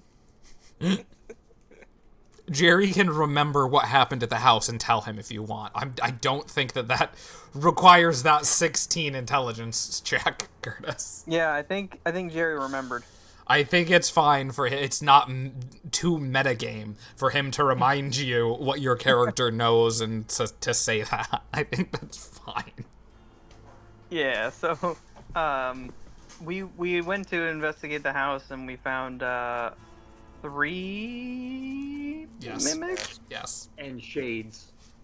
Three mimics, mimicked as different And pieces a of furniture partridge in a pear who tree. also had the same sort of vulnerability to silver as these shapeshifters. I think they're like distant cousins, sort of related. They also happen to have 3 shades pop up in the same house, so they must be working hand in hand between the shapeshifters with the mimics and the shades. I think they're using some sort of necrotic summoning. Fascinating. These shades, you say? They attacked you? In the daytime, too? Well, I mean, Yeah. we were inside a house, but... That is true. But the window kept us alive. Well, I'm glad you were able to fend them off and even To be bring us this fair, prisoner alive. I'm the only one that's ever been affected by the shades. Huh. I I may have underestimated all of you then. Maybe the king really was right in choosing you 3. I still question Jerry, but yeah. One of the guards. That's okay. Yep.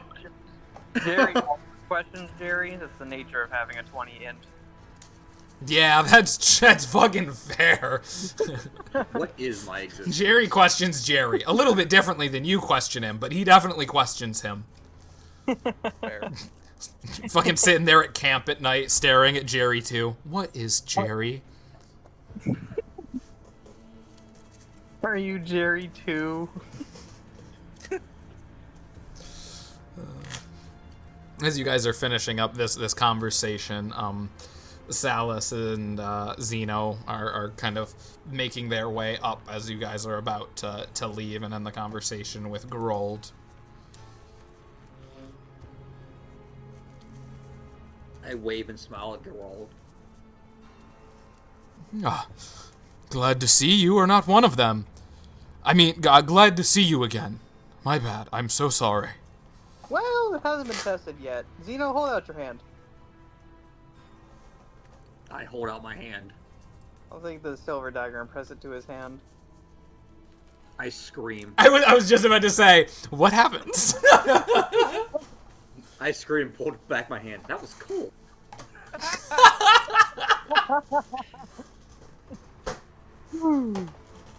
Jerry, like in there. Salus goes to seeing the silver just kind of shine in front of him. Ooh, that's pretty, as he goes and touches it. How much do you want for it? And just like dragging his fingertip across the top, the edge of the blade. How much are you offering? Oh, I might be willing to give you a gold piece for it, maybe even 2. Is his finger on the sharp part or not? It's a dagger. What? Very, very lightly on the sharp part, but yes, he is touching it. He is trying to. Swiftly pull it back, trying to nick the finger. And I'm like, fuck out of here with your 2 gold pieces. Damn, I like you. And he wipes his finger on his pants. And he looks back at Geralt. So, I hear you got somebody for me to talk to. Mind showing me the way? As he looks over at one of the guards and he just rolls his eyes and ushers him away. Have fun, you 3. I don't like this man. Should someone watch him? No, Hang on, I'm he's looking at been my here spell book before. right now. Oh God. He's trustworthy. He's a member of the guilds. His methods are unique, but he's very effective at what he does. Very well.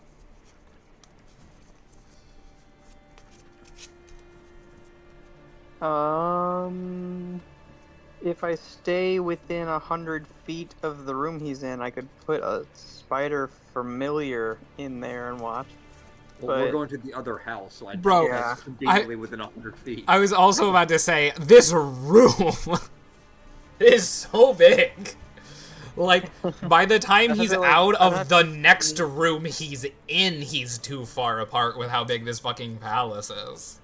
Yeah, it has to just, like, sneak and, like, hide on the other side of the door. Yeah, right, like, it's, yeah, the palace is just too big. To be fair, I could probably pass a stealth check from anything. I got some crazy. We are going to notice if you're gone by the time we go to this other house. So. Yeah, let's just head over to the other house. I want to get some combat in. How do you know there's combat there? It's a spooky house for the plot. It's got to have combat in it. Going to attack Xeno. Like. What? You said level 6 by tonight, so I assume there's gonna be combat in here. There was that one person, right? That was the combat, wasn't it? Combat. That was a one-handed beatdown. Is this I also loaded correctly for everyone? It is loaded how it should. Let me be 100% certain, but I'm pretty sure because I have used the rejoin as player button before just to make sure I did this correctly. So let me do it again just to make sure. Yes. So okay. I split this map technically into 3 sections. This is just for when you guys are entering. This is street like view. Yeah, that's the road as you're walking up to it. This is the front of the house. Here, let me but we're rejoin this meeting, TM. like, in the alleyway first. Yes. Yeah, you guys. Yeah, you're all in front of the alleyway, and I even have.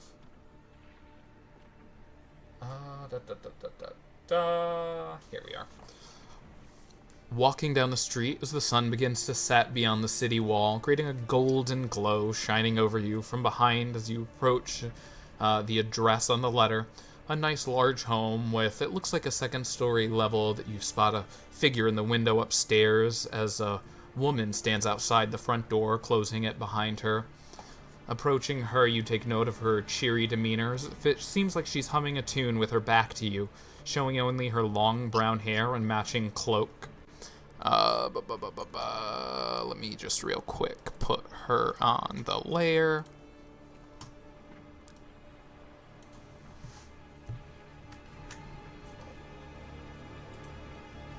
Okay, so that would be the front door. There are 2 front doors. This is the main entrance front door. Like, there's right where she is standing, and then there's also over here is another door you could enter the house through. That's technically the front door. But that, where she is the main front door. Gotcha. I never trust a house with 2 front doors. I almost fucking, like, pretended to be Xeno and went, neither do I. Always provides an escape. Like, I don't know why I just, like, assumed he wasn't here and went in to play his fucking character. That was such a weird impulse I had. Not mean to do that. So anyway, I started swanging. I started blasting. 2 front doors. I never like using the back door anyway. His last level, he took a single level in Warlock to get Eldritch Blast. It's the hag. I was hoping you wouldn't notice I was reusing that one again. There's only so many that's free. Yeah, I know. I knew that you were gonna see that too, and I was like, oh, I hope he doesn't just be like, are you a hag? Unironically, was there a hag in this campaign? No. Yes. Maybe? So there was a druid you guys met outside of a home that I will admit was kind of shady. And well, didn't she sort of like say like technically all of her kind are hags?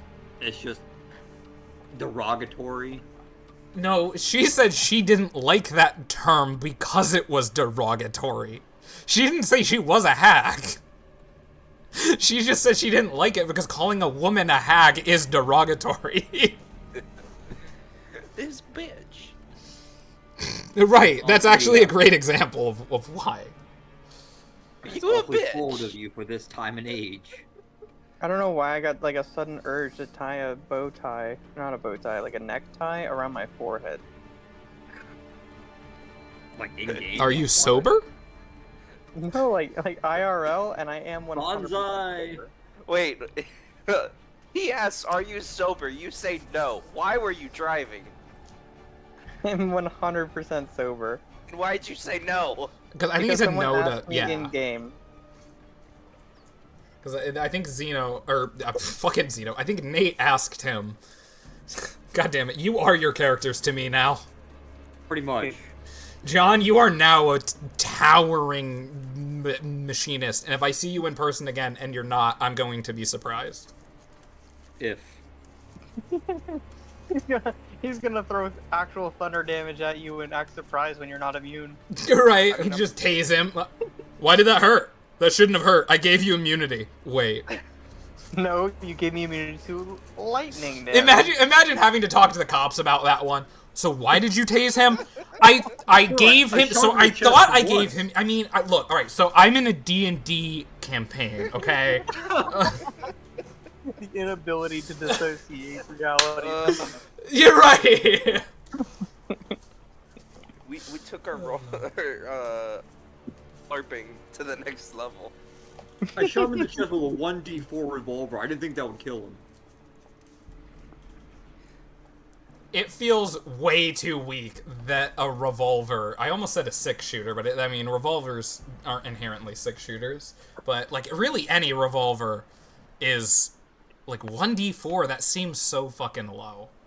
Like, I have a 22 revolver. Like, That is I know those exist, but like that still is a sentence that breaks my brain.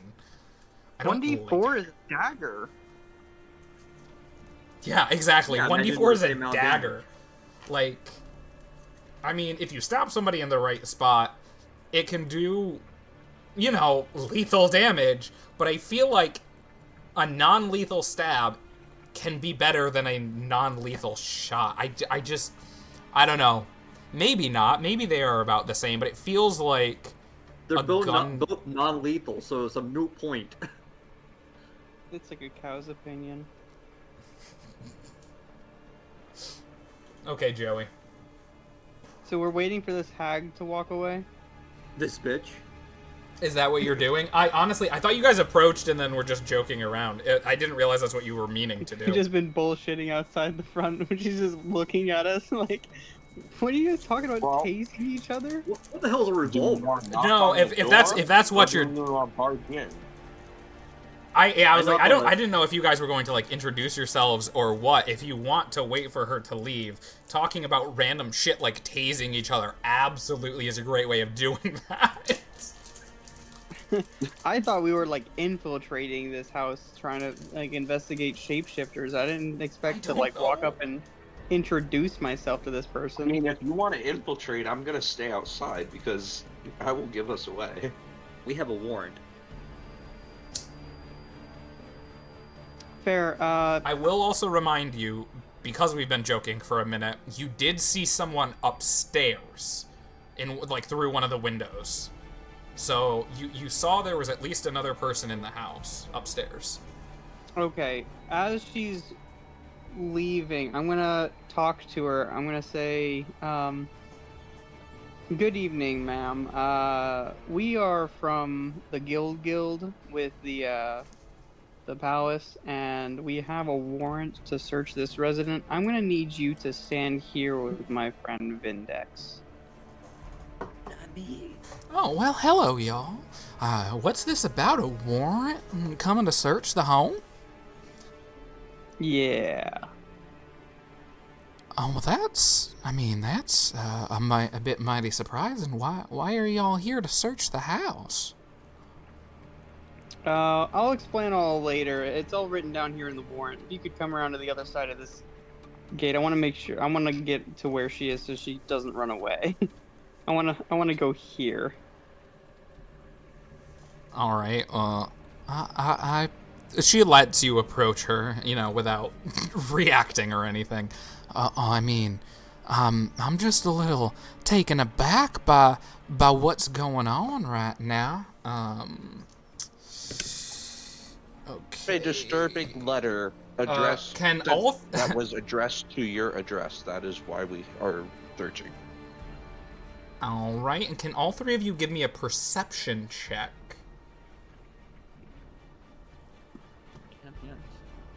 No!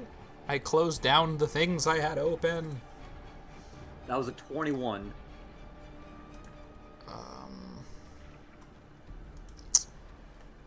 I've got a feeling that, yeah, no matter what happens, you at least see. So as she's talking to you, she's trying to kind of do something behind her back to get somebody in the house's attention behind you as she's kind of talking. You can see she's kind of like signaling, and you even notice there's a bit of like, yeah, both of you, so not Vindex, but the other two are able to notice that she's casting a spell to try and like light a light behind her to like flash, essentially. I accidentally trip and knock into her.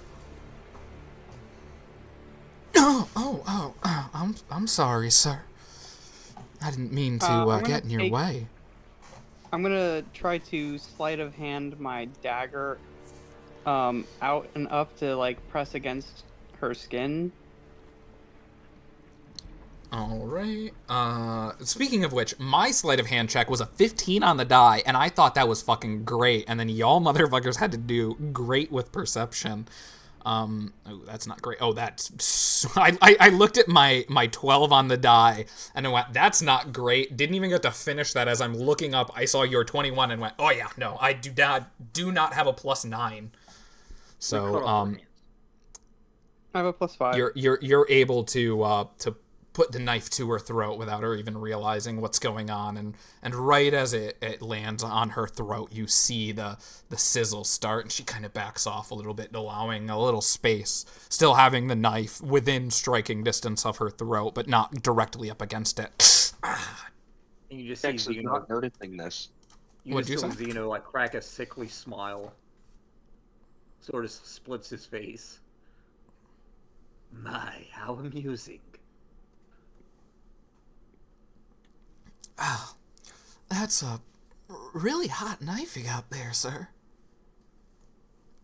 Why do you have a knife to her throat? What are you doing? She's trying to cast a spell. I was not trying to threaten her life, just trying to test whether or not she's shapeshifter, and she clearly is. So, how would you like to go about doing this, Vindex? I'd never, just standing there.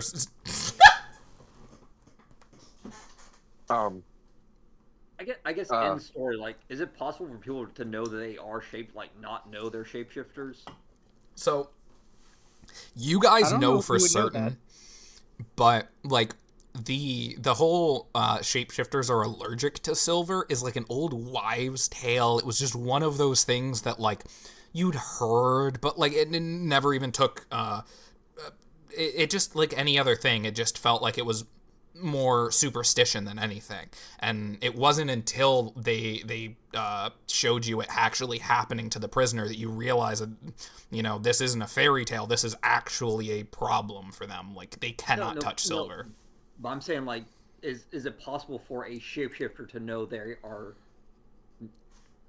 Is it possible for a shapeshifter to not know they are a shapeshifter? Yeah. It's not impossible. If they have amnesia. I wasn't even thinking amnesia, but that's actually a good reason too. Like my thought would be like, if a goblin's raised by wolves, okay, so exactly. I was thinking like Odo. He's like, I can do weird things with my body, but like I don't know what I am. So this person clearly knows. Jerry, this person clearly knows. I don't know what you're talking about, sir. Shut up, Vindex. What are we doing? Shut up! They haven't progressed, so I guess we should just hold her. She was clearly trying to. All right, Vindex, you tie her up. I will go with Zeno stealth into the house to see what else we can find. Oh, okay. What if you guys need me to help you? I would also like to point out that I'm not very stealthy with my armor. Fair enough. I'll stealth in and I'll sound an alarm. What if you need our help? I'll sound an alarm. If I need your help, you'll hear it. Okay, but what do we do with her? I tie her up. Yeah, just make sure she's, incapacitated.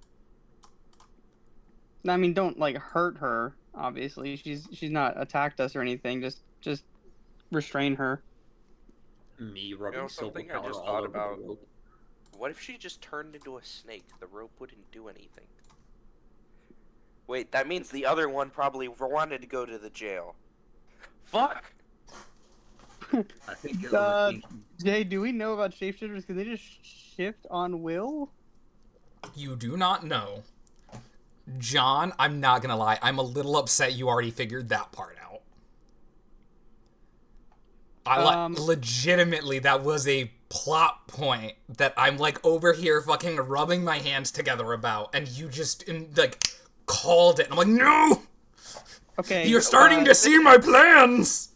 Okay, Zeno, John, you two go back to the palace. I'll sneak around here and try not to get into combat. You take this lady to the palace and try to stop whomever in the prisons right now. That is a terrible idea. What do you mean? If we're gonna do that, just come with us. How about Vindex goes to the palace? With the captive. Right, with the prisoner. Broad. And her name is Dee, by the way, if you care. Anything, I am the best person to Hi, my name's Dee, if you care, or you just want to tell me to shut up again. If anyone sees me, I've got invisibility, blur, 1,000,000 AC, super duper stealth. Stay out here. I don't want to waste the opportunity on this person being alerted that this woman's not come back, and then they try to destroy any evidence. I want to try to sneak around with invisibility and try to figure this out. I mean, she could also just scream right now. I shapeshift into D. Imagine if you could. I absolutely could scream if there was a reason to, but I mean, I don't know what's going on, and I'm just trying to comply with y'all. I don't know what's going on, and I think it'd be better to just do as y'all say and prove that I'm not whatever y'all think I am, and to go with you. Your words are different than your actions. Someone wouldn't try to signal their buddy. I don't know what you're talking about, sir. I didn't try to signal nobody.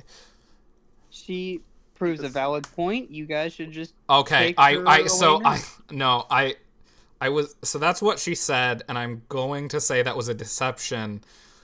I rolled a 2 on the die, so it's very obvious she's just lying to you. Yeah. No, No, ma'am. She's lying very, very poorly. Just her actions in general are confusing Vindex, so. Vindex, take her to the prison. Go sort that stuff out. Trust me, I got this. I'm telling y'all, you don't need to take me there. You shut up. Okay, all right, I'll go with you. Can I have one of your silver daggers? Yeah, you can have one of them. I just hold it on her skin. Ah! Take it off. That's why you're coming with us. Here you go. Let's go. I give Jerry back the dagger and start walking off. I don't know what that means or why you're hurting me with those damned things, but it's a silver dagger. If that means you are a shapeshifter because you are allergic to it. Or vampire, or lycanthrope, but yes. They all can shape change. Or just a human that has an allergy to silver. Imagine we're just so. I mean, all you did was put the silver on her twice.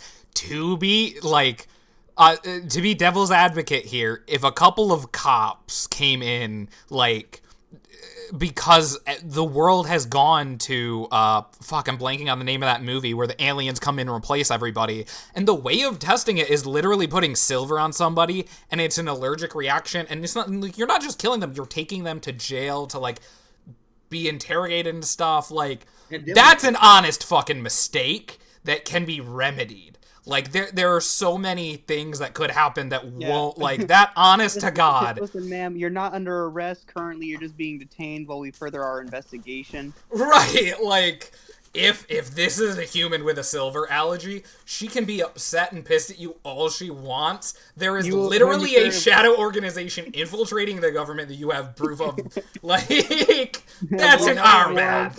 If it turns out that we're wrong, then you will be paid restitution. Rest assured. I also, while escorting her, use lay on hands to heal any damage she has taken from the daggers.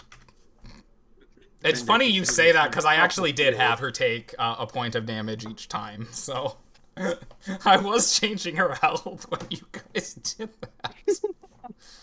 Like, okay, it didn't matter, but it mattered to me. Are you going with Vindex, or are you staying with me? I'm staying here to keep watch outside. Alright, yeah, stay outside, keep guard, don't get seen from the second floor window, stay out of view. Come on, you old hag. Alright, I'm gonna move. Yeah.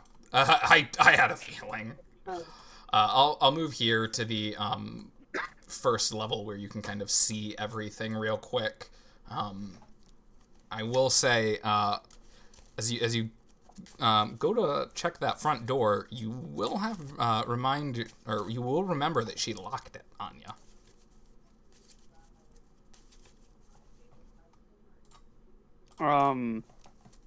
Hello, Hamura. Vindex, wait. You gonna go chase him down? Wait! Huh? Jerry? What? The door is locked, and to successfully execute the warrant, I need it to not be. Ma'am, could I please see your key? Just pat her down to make sure she's got no weapons on her as well. Yeah, I was like, I mean, I don't want to give you anything, but if I'm under arrest and I have to go with y'all, I guess you can take it. You're being detained. I guess you can take it out of my pocket. I can't quite reach it bound like this. Investigation for patting her down. You don't have to roll. You get the key. You saw her put it in her pocket. She has weapons or anything like that? Oh, that's a great idea. If I can remember what No, she does not have any weapons on her. She does have a shield, but no weapons. She has a weird note that says, Hail Michael. Alright, thanks. I'll make sure you get this back if anything turns out. And I'll run back to the front door. I'll unlock the door. Before opening it, I'd like to go ahead and cast invisibility on myself. Okay. Because I'm going to do my best to stay alive. Right, no, I was laughing at something else. Oh, okay.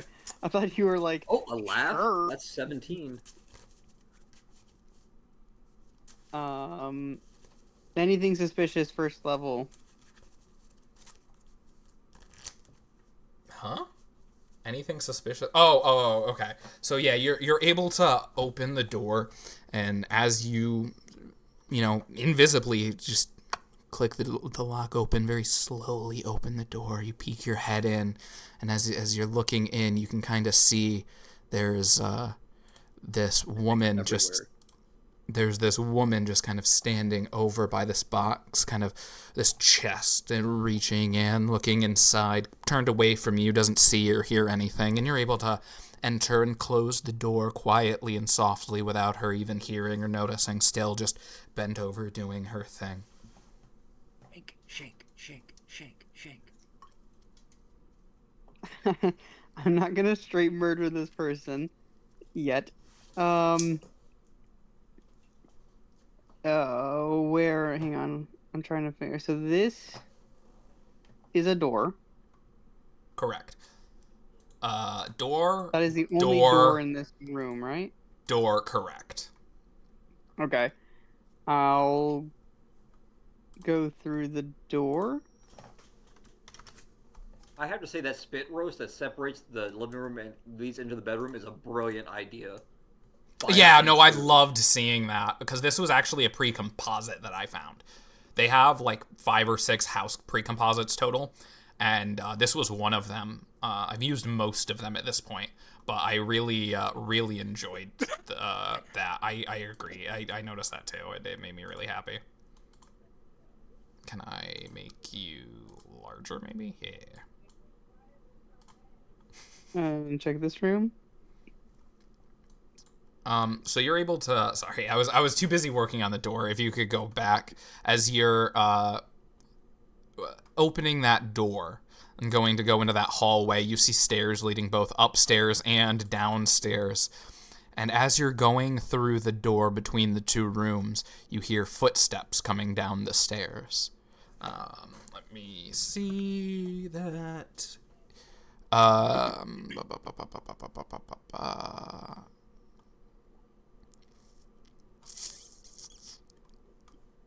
yeah. Alright. Did I change tokens? There we go. That's what I was trying to remember to do. As a Yix man comes down the stairs, and he stops for a moment, sniffs the air, and you see him kind of sniffing around.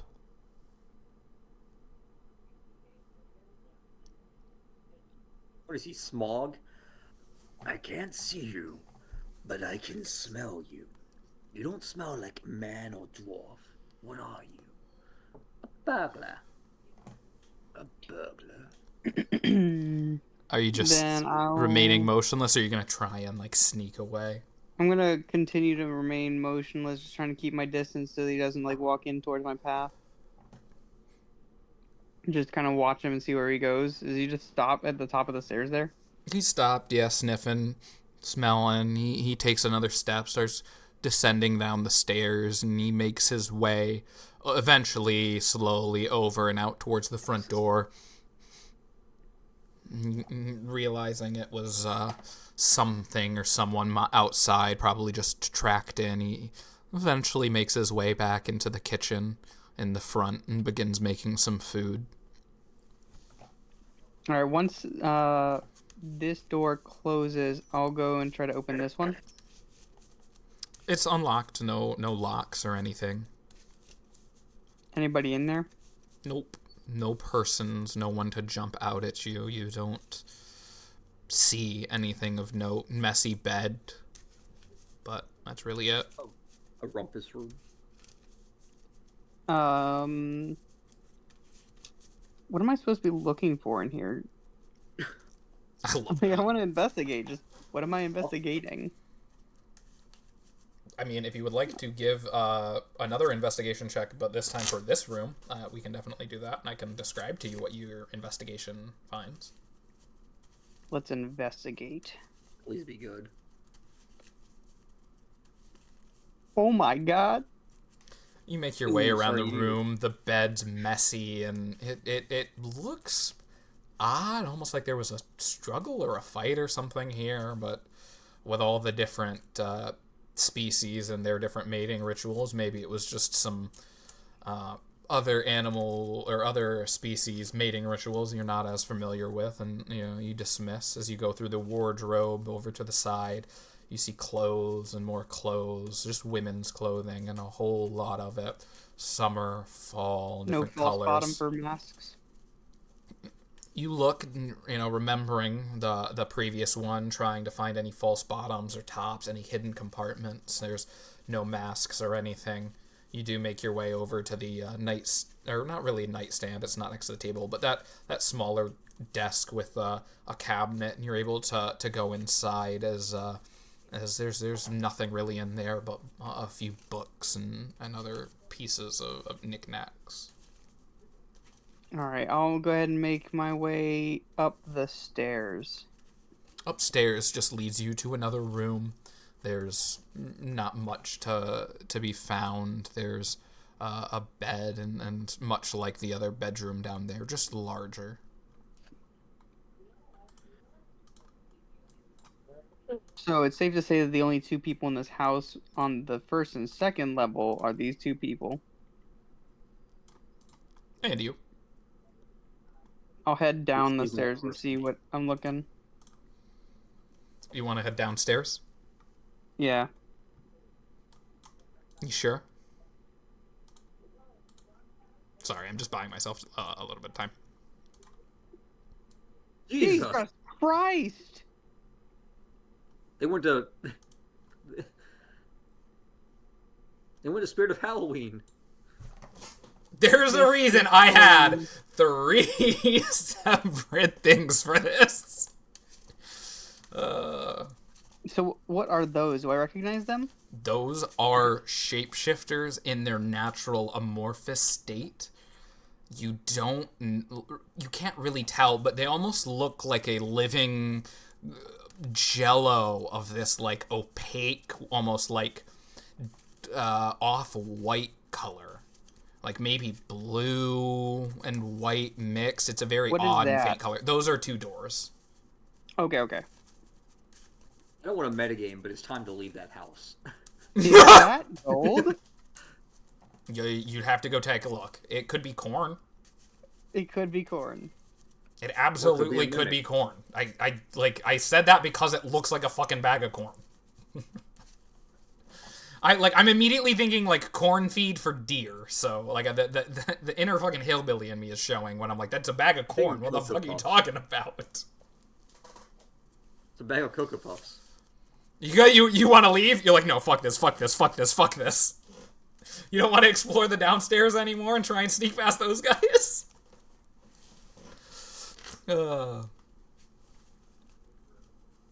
You're able to make your way back upstairs. Thankfully, neither of the shapeshifters. I mean, I have no doubt that I could solo this house, but I do. I don't think you could solo this house. I think that would be really difficult. I think I could solo them. I made a promise in my head to Vindex, and I don't think mindless murder without asking questions is a good way to go about this. I think. I mean, you've still got 45 minutes. We'll say 40 minutes on your invisibility at this point. I mean, you did a thorough search of those rooms. Like, wait, who knows? Let me read invisibility. What? It's an hour. I thought it was 10 minutes. No, it's an hour. Like, you've got plenty of time. That's why I was like, you're not even gonna try and like sneak past them. Like, also, I will say it's not the best idea, but hey. Can we save here and then reload a save if we die? We fucking reload a save. I'm absolutely gonna try to investigate this room invisibly. Yes. I guess I should check out this stuff first without having to try to open up any doors. You're able to make your way very, very quietly down the stairs, and fuck. 3 and a 7 were the perception rolls on. I almost told you their names. Anyways, those 2. So you are able to very easily sneak your way past them, and you see that these 2 tables covered in blood with corpses on them. One of them just completely taken away to bone, the other still having some meat on it, and the third table just completely devoid of any corpse, still covered in that same blood. And in the middle of the room between that table and you, next to you, you are between the 2 tables. You see what looks like some type of ritual sacrifice table with an outline for a humanoid, but no blood or anything on it. Nothing, clearly no sacrifice made on it yet.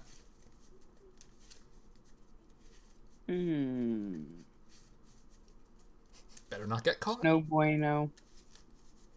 Alright, we're gonna try opening up door number 1. Which one's door number 1? You keep bouncing between them. The one okay. leading to corn. The one leading to corn. Alright. You are able to open it. There's no lock on the door.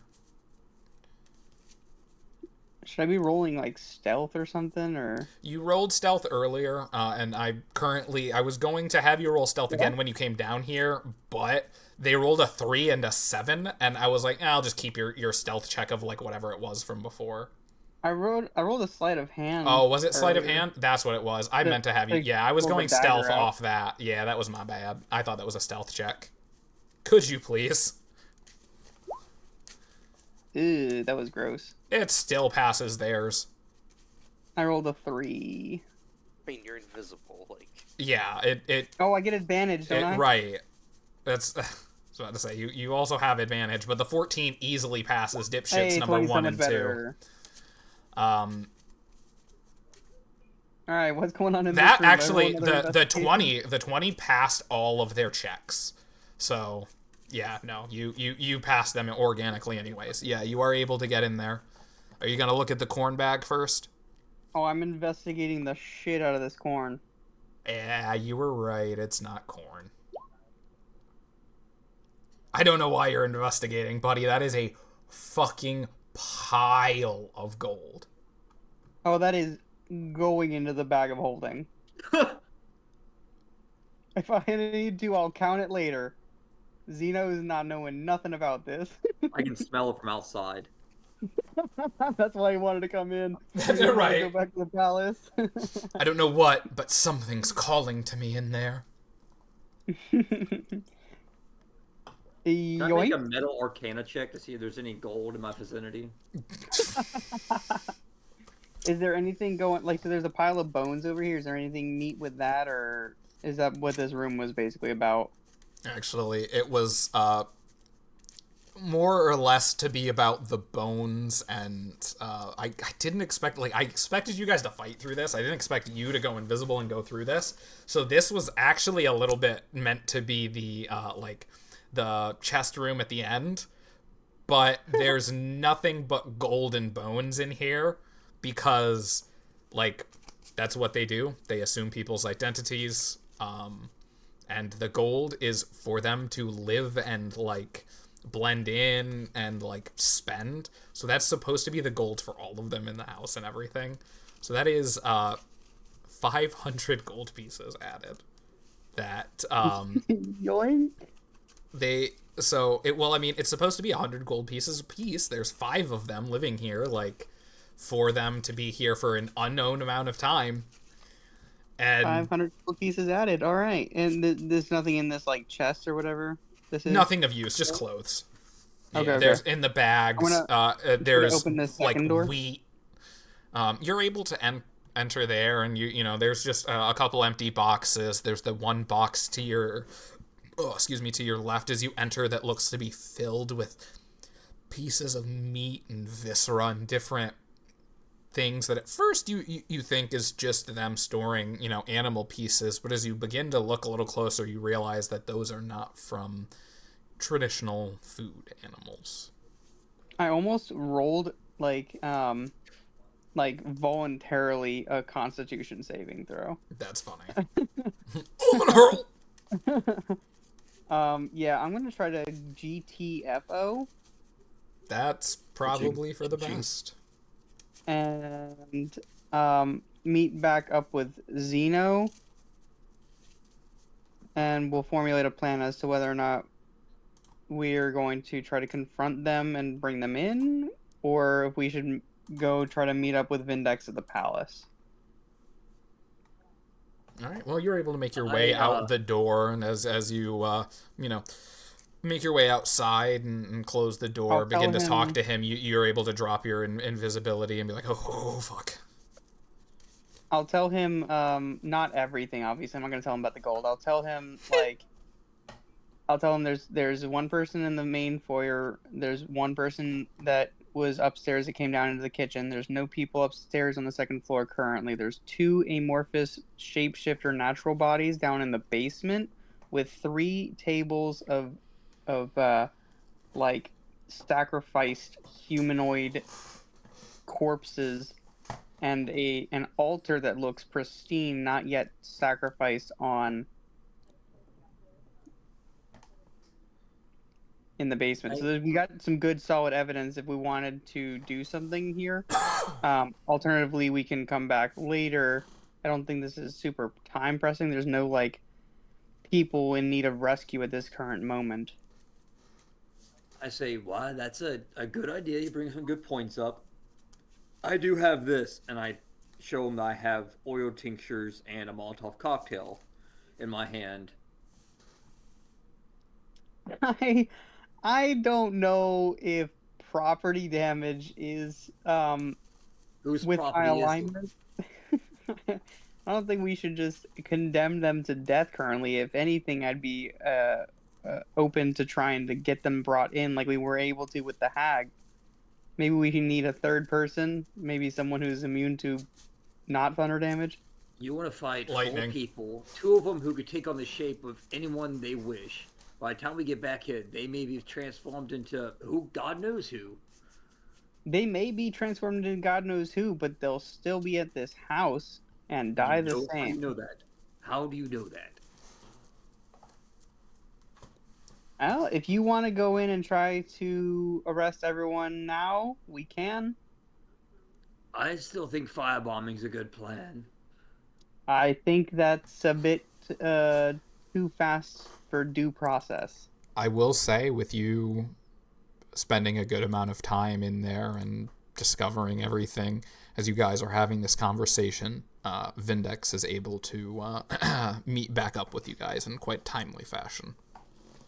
Oh, Vindex. It's been, 45 minutes at this point as you guys are having this discussion outside. Like, what do we do? Like, it's been a while.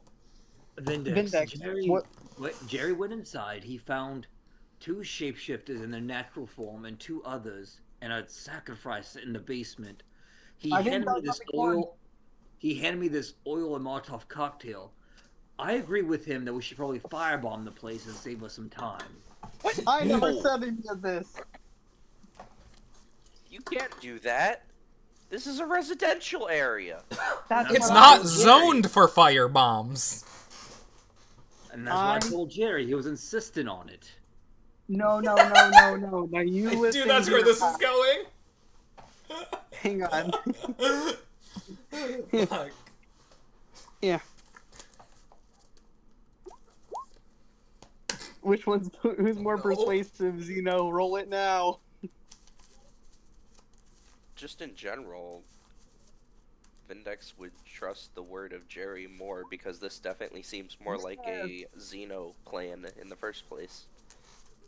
So anyways, Vindex, John, I don't think you know because it was never discussed, but Vindex, how did it go at the palace? Just turned her in, told them that we're investigating the house, we got this one, and we're gonna take care of more. Just want to make sure she didn't run away. Also, let them know that they may want to be together, so just keep that in mind. You also didn't specify the whole, like, they could shapeshift into something that could get out of the cells? I'm gonna say no. Vindex would not think about reporting that. That's what I asked you to report. Oh, if you actively asked him to do it. He did mention it, yeah, I will say. You can have mentions to him because he was explicitly asked to, yeah, he definitely would. Okay, cool. I was like, because we need to make sure that these people not only are but that's what I asked you right now! But, like, held in prison and not just, like, grouped up there. So yeah, there's 4 people, shapeshifters in this house. I assume 2 of them are shapeshifters. I know 2 of them are. And I'd like to go in and try to bring them all back to the palace if possible. and I think the more the merrier. So we were waiting here for you before we executed any plan of action. I'm surprised at your logical thinking. Hey, I woke up and chose +5 int today. I woke up and chose Austin. I spent a week researching Dungeons and Dragons. Oh gosh. Like I campaign 1 Vox Machina binge watched and was like, oh my god, these people are playing correctly. I should do something like that. Here, I thought you just had like caffeine in your system or something, and were thinking. I definitely feel more awake today than like ever, but that's because I didn't work today. I was off and like slept a lot of it. Anywho's, Vindex, what are your thoughts? What's the plan of action? Who's going in first? Are we busting down raid style, or are we going in? You see me just hitting flint and steel together, trying to get a spark. That.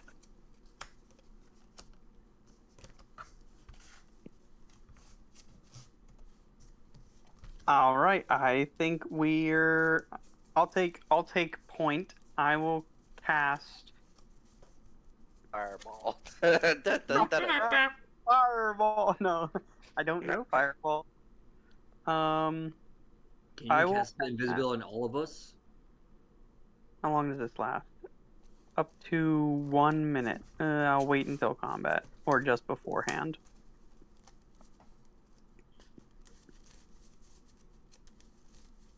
I'm out of 3rd level. Oh, never mind. I'm not out of 3rd level. About to say.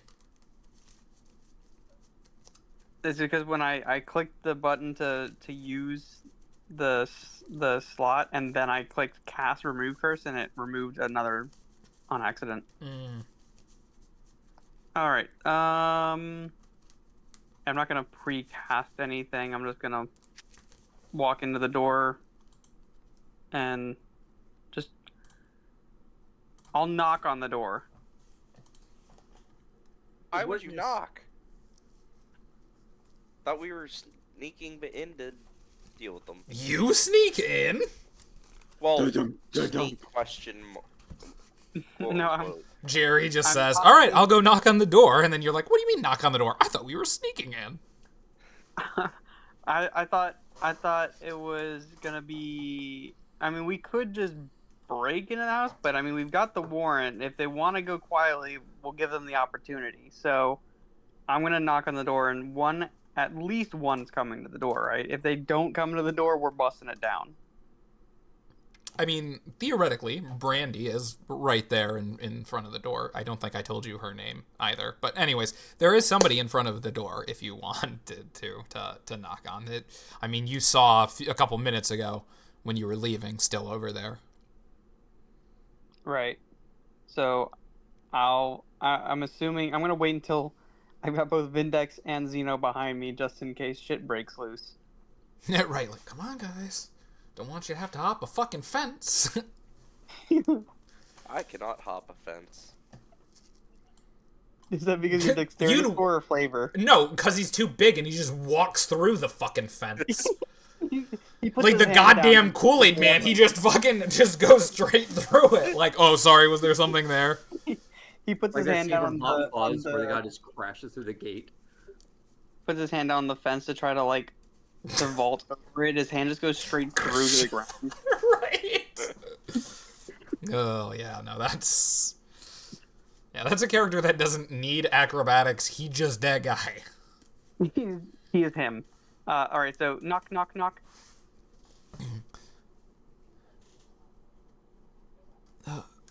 Hello. Something I can do for you? Hi, my name is Gerald Solarius. The Guild. We're from the palace. You can call me Jerry.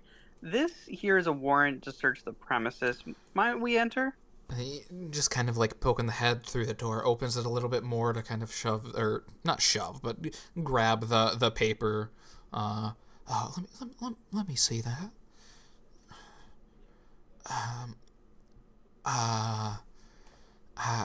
And she takes a step back, allowing you all to enter.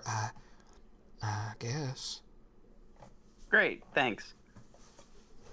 I'm gonna walk over here to where I know the other guys in here. I'm gonna just like quickly open these doors so I've got visual on him. Hey, who are you? Your mother. Hi, my name is Gerald Solarius. I'm with the Guild. We have a warrant to search the premises, and your friend over here has got the copy of the warrant. If you'd like to speak, if you'd like to see it, you can call me Jerry. By the way. He puts the food that he had in his hands down, kind of wipes them on his pants. Fucking bullshit. And he begins to kind of walk past you to go over to her to read what's on it. Let me see this damn thing. They're standing over there, reading it together. Oh, I didn't even realize, John, you're in the rest of the house searching. Are you in the... John, yeah. Yeah, I was like, because you're in the bedroom. Are you just searching the rest of the house? I didn't even see you down there. No, I'm right here. Okay. Yeah, I didn't notice you down there at first either, so I was like, oh, okay. Yeah, I had it zoomed way in. I just moved my character out. He was just like right under your name, I think it was, on the screen, where your guys' like icons are at the bottom of Roll20. I'm gonna keep an eye out because I know there are 2 other people in here, just so they don't get like a surprise on us or some shit if they decide to just like come up from the basement. I know that they're there, so I'm gonna keep an eye out towards that direction. Okay. So, I imagine if I walk behind Zeno, I imagine it's just like each person walking in progressively gets taller and bulkier. Yeah, right. This skinny wizard who's just kind of like average height. Then Zeno's just tall and lanky, but still like a but little still bit large. I mean, he's right. He's a this pretty big snake giant person. metal man behind the two of them. Walk in, have to duck through the door to fit. While they're doing that, Larry and Curly. Zeno has an idea he wants to try. Okay. Zeno wants to take out a silver coin and see if he can like shave it on the edge of his glaive to give it like a silver edge. Like he's seeing Jerry's like, wow, this silver is quite useful. I've only ever spent it, but maybe putting some on my weapon would help. I don't know if dulling the blade on a piece of silver will help you. I didn't say toss the silver coin at them. Here, have a coin for your thoughts. Yeah, I think maybe it would be useful, like putting a coin in their hand to see the reaction. But I don't know about like modifying your weapon, like on the fly.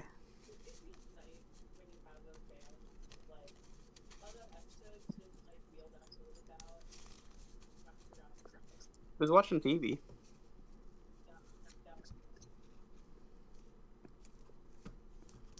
I'm guessing Nate. I think that's Nate. Mm-hmm. Cool. So I mean,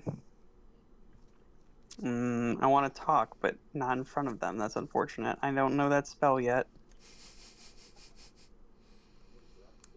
Do we speak a language in common? I was about to say you can always try and speak in code as well, but that's an even better idea. What languages do you speak? I'm gonna ask out to Zeno and Vindex. Do either of you guys speak Elvish or Infernal? Oh. I speak Common. I speak Draconic and Abyssal. Does that help? John only speaks Common. Yep. Rip. Some people know how to give their characters character flaws. Yeah. Or the fact I didn't get anything that had no extra languages. Yeah. I do have. I thought everyone always had Common and something else. Well, Warforged doesn't get a language. Most races do. That's fair. Yeah, that's probably what it is. That makes sense. Like Rogue and Druid get, Thieves can't, and I forget what the Druid one's called. And then certain backgrounds give you language. Mine didn't. Most backgrounds, well, at least used to give you languages. I'm gonna say, I'm just gonna like call out as like walking towards this way to the two people we don't know. I'm gonna say, hey, anything down here? Of course not. There's nothing to concern you. Oh, nothing at all. Why, don't worry about going down there. Okay, I'll go upstairs.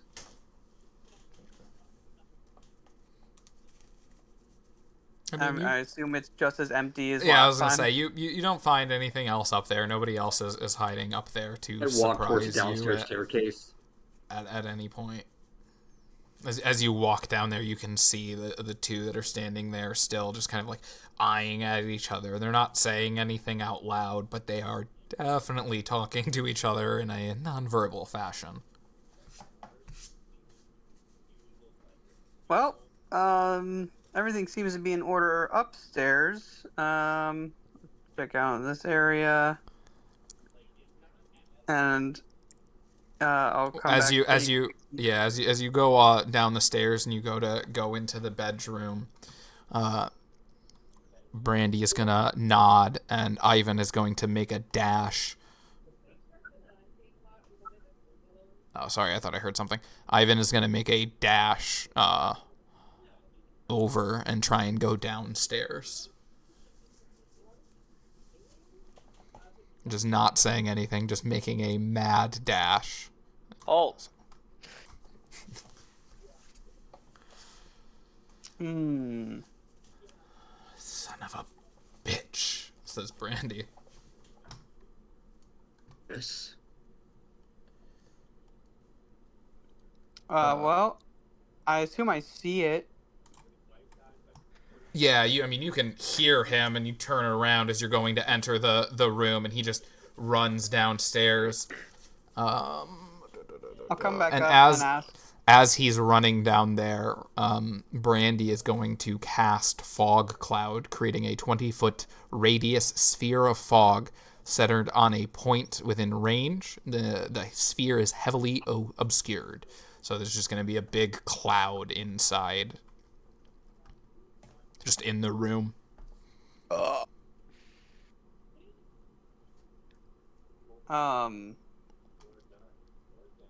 Well, that makes it harder to talk to you, but what's up with the broken bed, Brandy? But I totally don't know your name. Right.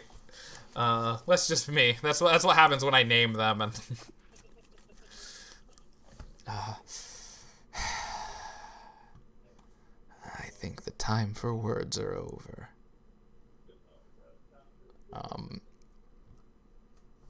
We will. I mean, you can always just confess and turn yourselves in. I'm gonna say we're gonna begin turns because her next action is to attack again, and I'm gonna say that on casting of Fog Cloud that will start the initiative.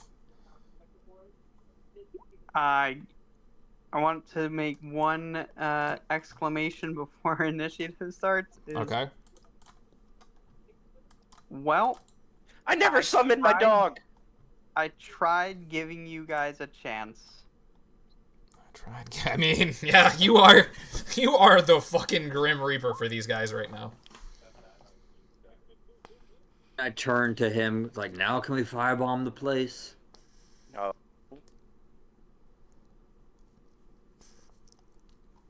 We can't risk the other buildings catching on fire.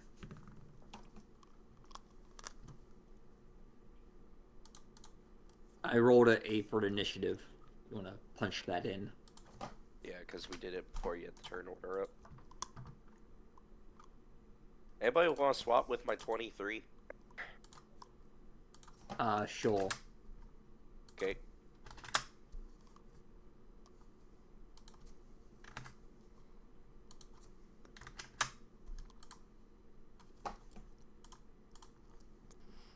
We will start with Xeno. Or if you guys would like to, since it is 10:25, we can continue with the fight if you want. But I'm good to continue. Yeah, we can continue. I am too. Okay. Sweet. Then it is I'm Zeno's not going turn. to bed for another 2.5 hours anyway. Yeah, I can't make that promise, but I'm not feeling tired enough. Work will suffer tomorrow, but that's tomorrow Curtis's problem. I attack Brandy. Brandy, such a fine girl. She is within the fog cloud. Are you able to put like a visual representation of the fog cloud, or? I think so. You can draw it. Yeah, I was gonna say, is this here? Let me. Can I...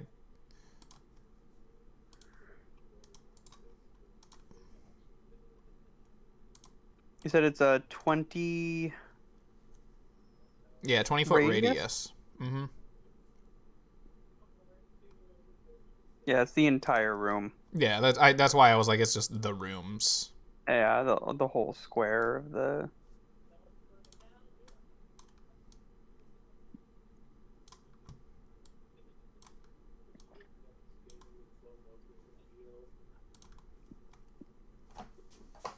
There you go.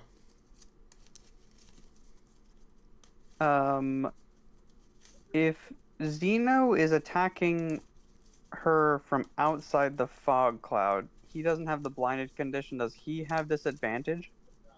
Yes, you're... Yeah, I was gonna say he does have the or he doesn't have the blinded condition, but she is in the fog. I like it.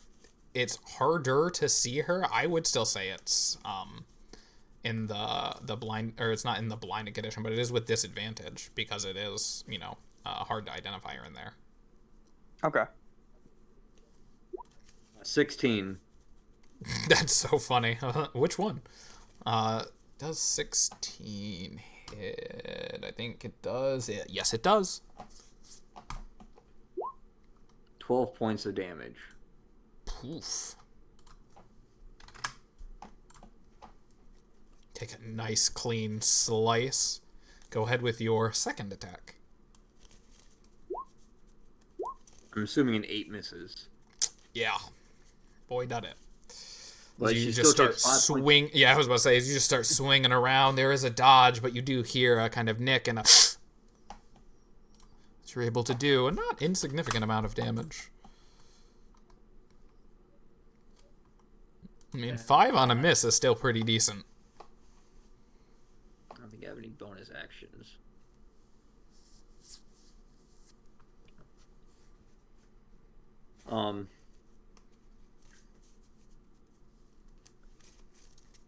So question, if I was to, is the magical fog, like, is it in place or can it be shifted with wind? I'm pretty sure fog cloud is just a fog cloud. Let me double check the spell again, but I'm pretty sure. Wait, isn't it only +3 on a miss? Not 5? I have proficiency bonus. There you go. I was like, yeah, it's +3 plus there's a plus something somewhere. Yeah, it was the +2 from the proficiency. I don't think Graze adds the proficiency. I think the Graze is just the ability modifier. Only by increasing the ability modifier. Yeah.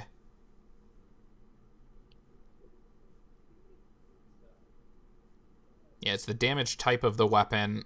The damage can be increased only by increasing the ability modifier, so it is only the ability modifier. Yeah, so your proficiency increasing wouldn't make any more damage, so he only takes 3 damage on a miss, not a 5. Alright. Okay. I mean, still. Decent damage. Yeah, but yeah, no, even on a miss.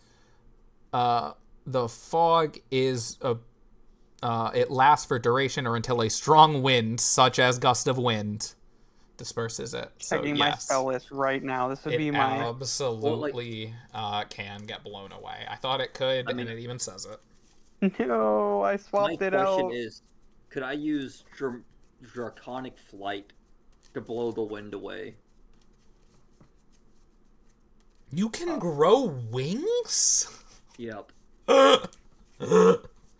I mean, I will say, if you want to, you can use your bonus action to use the ability to grow the wings and try and blow it away with your wings rather than using it to take flight. It takes no action for me to grow wings.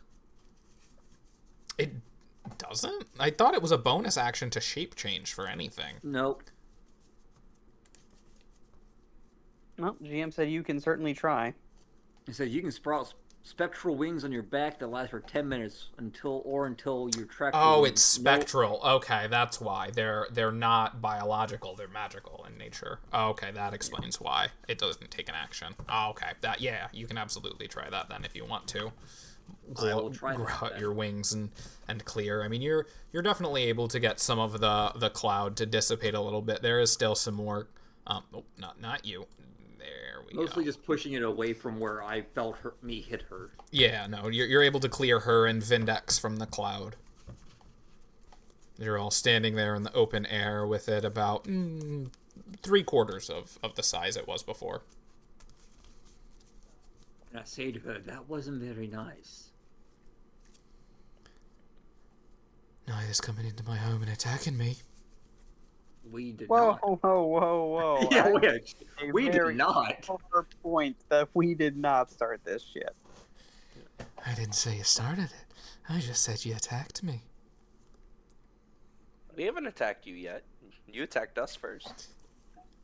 I just got stabbed by a sword. I didn't see it. Technically, Who she stabbed was in. him? Technically, she was in the fog. She Xeno. doesn't know I stabbed her. I haven't seen anybody be stabbed. I love that. She doesn't know I stabbed her, holding the sword, dripping with blood. It's in the fog. She could have fallen on something in the fog. She doesn't know it was me. Anything happen. I saw you cast a fog spell. We cleared it away for you because we thought you messed up. Are we the baddies? Are we the baddies? Gaslighting the shit out of this. Is it her turn? Are you done with your turn, Xeno? Yes. No. I'm gonna. No. Okay. I'm gonna move, like, between her and the fog bank. Yeah. Okay. You're gonna allow her a chance to escape? That's crazy.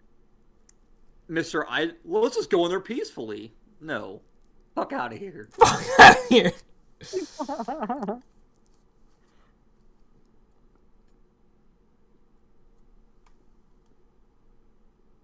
Doors closed behind me, by the way. I slammed that shit. I feel like I have to. You don't. Really don't. Do it. Do it? Do it. All right. Cast Fireball. Not quite. It is a 3rd level spell. She looks you dead in the eyes, Vindex, staring you down with a slight smirk. Brings a hand back, and you see this powerful magic start to appear as she casts lightning bolt towards you. Yes. Sure, it's not thunder. It is not Thunder Wave. That is a spell she also has. But no, it is not. It is lightning bolt. Which is why I was like, do I do it? Do I do it? Made sure this character had light. No, he has immunity to lightning damage, and he still takes full thunder damage. Yeah, so that was a dex save, right? Lightning bolt is a dex save. However, it's a 100-foot long, 5-foot wide line blast out from you in a direction. So it only hits him, and the house. As it just, a blast of energy comes and just engulfs you, just parts of it blasting through and splintering the wood on the walls. Impossible. Oh. By the house. What the barnacle? Make sure there's no bonus actions.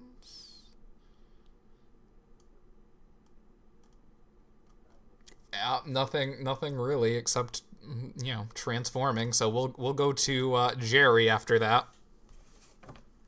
I'm gonna look at her eye and go, "You done fucked up, Aaron." And I'm gonna run up and not only cast a dagger, but also Silver dagger. With a booming blade. Oh, that's not how that works. That's roll the damage. I didn't want to roll damage. Good, because you rolled a 1 on a 1d8, and that's embarrassing. That is embarrassing. Good thing that's not the damage. How do I do this? Oh, I'm not in my. I need to go combat. Oh wait, I just need to say booming blade and then roll a regular attack, right? I believe so, because the booming blade, or no, that's blade song, and booming blade is from the blade song, as long as you have the blade song active, right? Yeah. Does a 12 hit? No, a 12 does not hit. That's crazy. Oh. Does a Yes. 17 hit? Yes, it does.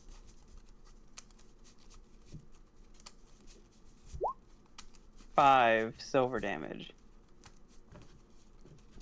Right, and then I was gonna say, I believe it's piercing. Yeah, it is piercing. Yes, but it's with a silver weapon.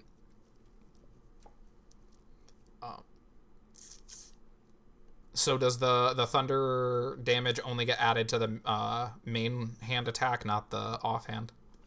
Yes, I casted Booming Blade on my main hand weapon and it missed. That's upsetting that works that way and not for both, but I understand why. Yeah, it envelops a single weapon, and so I chose to do it on my main hand attack because it... I don't know, there's no rhyme or reason it technically would have done the same damage. You're able to stab her with the dagger, and as it goes in, you can see it kind of like almost bubbling around the wound, just as you take it out, it almost like cauterizes itself. I'll say, yep, see, that's why. So we can stop now and come with us, or we'll keep attacking. You're dead. And then I will,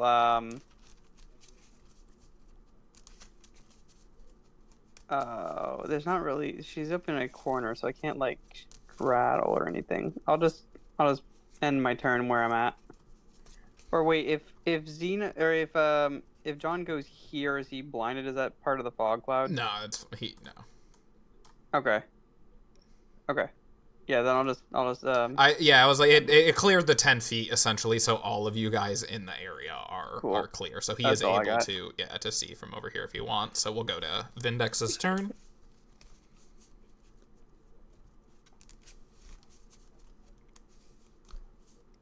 John. Oh, it's my turn? Yeah, it's your turn. Sorry.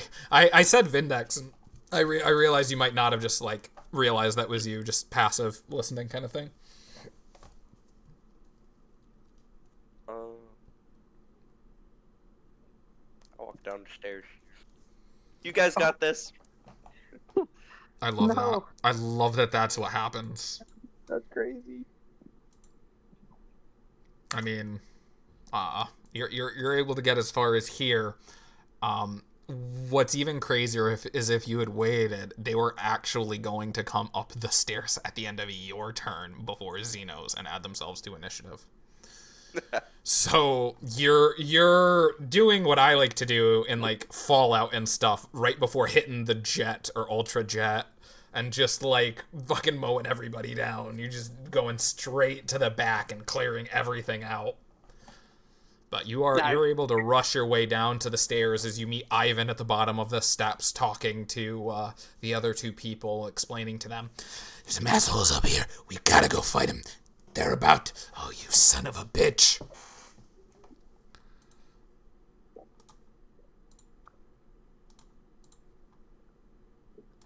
So we'll add everybody into initiative. So...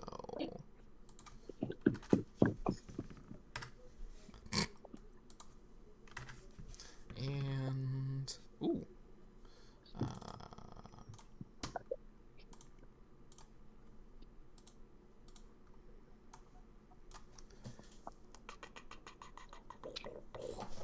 +2. Okay, well, +2 for 7.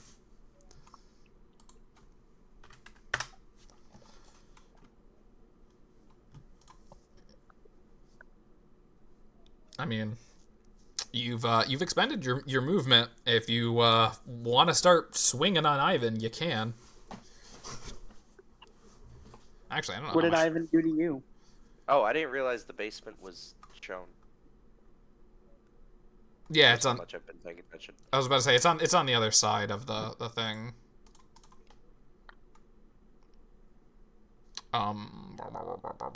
Stab him.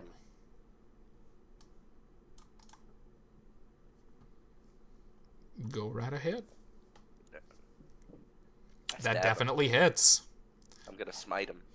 I'm gonna give him a poke and a burn. 20. Fucking God. Yeah. Oh my God! What the fuck? God damn. Oh. That's smite damage.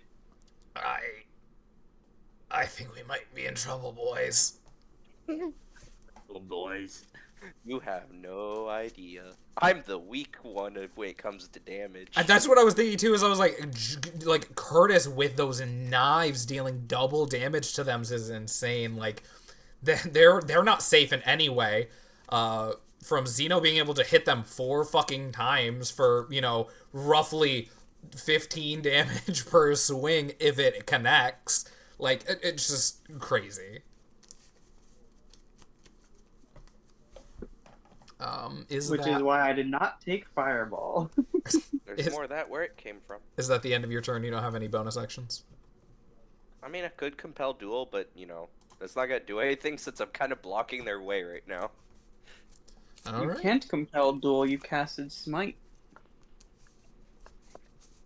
I always forget that smite's actually a full-on spell.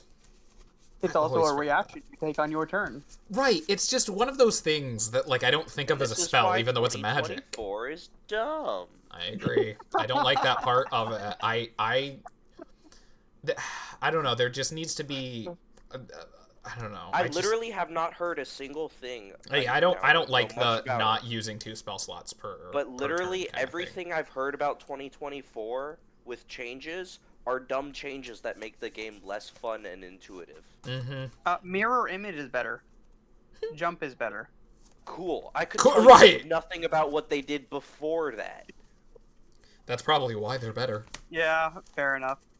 There used to be a rule in 5e that said if you cast a spell with a leveled spell with your bonus action, the only other spells you could cast that turn could only be cantrips. Yeah. But as of 2024, that is only for Sorcerer's Meta Magic Quicken spell, and they have the new blanket rule for no 2 spell slots in a turn. That's what. How do you know I didn't take the Sorcerer Initiate feat, where I get meta magic? Well, that's fine, but you still can't do more than 1 spell slot in a turn. I don't know about that. I don't like that, and I haven't 100% decided either. But I part of me really doesn't want to. Well, the only to play with person that would truly abuse it on the party would be Curtis. So. I mean, that is true. Air quotes would abuse it too, because it's Curtis's character who can't spell slot. Exactly. That look, my honest to God, I haven't done anything with the enemies to the point where we're not even we just really with level 5 introduced powerful enough enemies for you guys to actually have someone maybe cast 2 spell slots on you in a turn, but I haven't even been thinking about it or paying attention to it personally. If you don't want to play that way, I am fine with allowing multiple spell slots per turn. Because in my opinion, the spell slots are the restriction on itself already to limit the amount of magic and spells you can use. I think the rules in 2024 just make it harder to determine what's able to happen and stuff like that, so it makes it clunky. So if we want to just go with like disregarding the 1 leveled spell per turn or whatever, like it just makes the game flow easier without this like us getting hung up on it all the time. No, I agree completely. I like that, and if that's what you guys want to, I'm absolutely game to do that. Because according to rules as written, you can't healing word and smite, or something like that. That is one of the big ones too. Is like I feel like you should be able to healing word and actually use like a combat spell or something in the same turn. Like that just feels kind of ridiculous to me. Well, you can't do it anyway because apparently Divine Smite is a bonus action now. Not to cut this conversation short, but some of us do have a bedtime. Okay. I mean, it is your turn. If you want to continue, or are you trying to end the session? No, I just want to continue. To fight. That's what I figured. Continuing. Of course, I attack. Does an 18 hit? Yep. 13 points of damage. She is real close to dead. I mean, she's got a couple of good gashes, and Curtis stabbed her in the stomach. And although it healed over, she is not looking right for right for Rain. Why did that pop into my head? That's not right. Anyways, she ain't looking good. I'm assuming a 10 misses. A 10 does miss, but you do get the 3 grazing. 3. She's about to fall over. Another miss and she might die.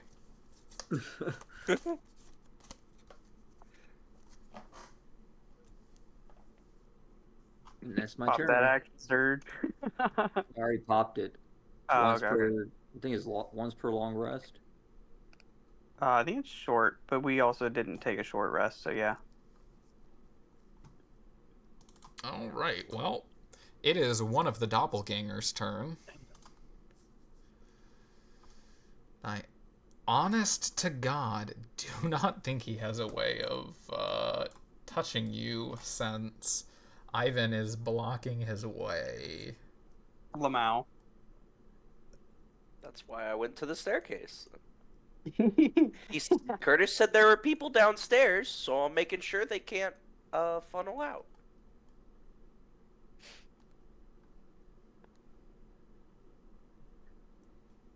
Alright, well, it can do this. It's going to... Oh, no, actually, it is still within... So it can do this. Fireball.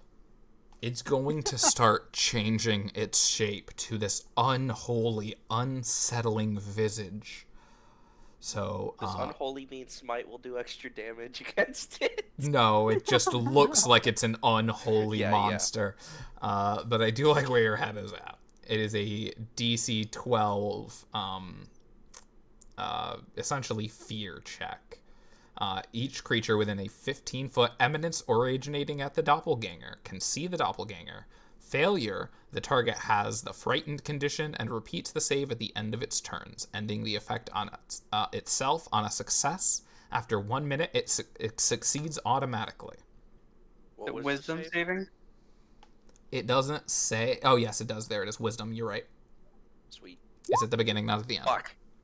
That is not a 12. You are afraid of that guy. You have the frightened condition. Good thing. Watch me not Googling frightened condition. It means that you have disadvantage on attacks against it. You can't move towards it willingly. That's what I thought. It was against it. I just couldn't remember exactly if that was on it or everything in its aura. Allies also have to make that save? Oh, the creature can't willingly move closer to the source of its fear. Correct. Moving closer, I'm not moving farther away. I'm gonna stay where I am. What were you saying, Curtis? I was saying, does its allies also have to make that the save? Because the way you read it sounded like everyone that can see it. Normally, yes, that is what would happen. Do they look frightened? They do not look frightened. Ivan is not scared. Ivan's not scared, and Statler still looks angry. Looking at them either. You think so? Can't really tell with him. We go back to Brandy's turn. On the other side of Vindex's big back. Damn, he called you fat. You gonna take that, Vindex? I consider it a compliment. We go back to the gym. We go back to Brandy's turn, seeing everything that's happening backed up against a wall. She realizes what has to happen and stabs herself. All right, Curtis, it's your turn. I'll look over her corpse and go, "You weren't worth the XP." We're Milestone. You weren't worth the milestone. And I'll just... You are a quarter mile at best. You're not worth the milestone is... I don't know why, but that's so much worse. Like, you're not even worth stepping over almost. Like, I don't know. I'll trail in, behind Vindex. And... Already on the stair. Well, so do you have any ranged attacks? I have, I can cast dagger. Cast throw dagger, yeah. I can Misty Step. That works. That is good, actually. Yes, you could Misty Step down the stairs and which go there. I could also then. Can I Misty Step bonus action and then also use a spell slot to cast a spell? Is because we just talked about yes. Yeah, I was about like we literally just agreed. Yes. Okay, cool. And this is another good reason because I think this is pretty cool and like if you have it in your head, like it's honestly kind of badass. It's unfortunate that Jerry's the one doing it. Can I see from here to here? I'll be generous and say you can. Because it's like a straight line, but it's down, so I don't know. Like, if not, then I could like see like here probably. I'm gonna say you can more or less as you're coming down the stairs. You're behind Vindex. You're able to not push him to the side, but maneuver so you can see past him a little bit and Misty Step right over there. Yeah, peek under the codpiece. All right, so here, there. Here. Whatever one you want to end up on. Yeah, I was gonna say there. That's as far back as I'll allow you, but I think if you want, you can Misty Step behind Statler. All right, so we're gonna cast Misty Step, and we're gonna cast Blur. It's like Burr, but not as cold. Yeah. Misty Step, Blur. Get fucked, bitches. Alright, Vindex.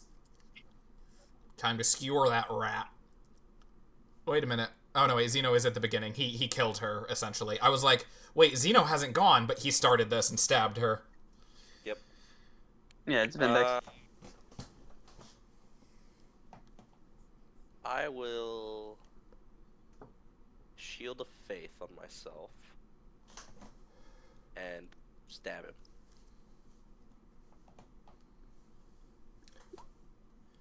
Oh, Jesus. By the Lady of Light. You just glow and then you stab him.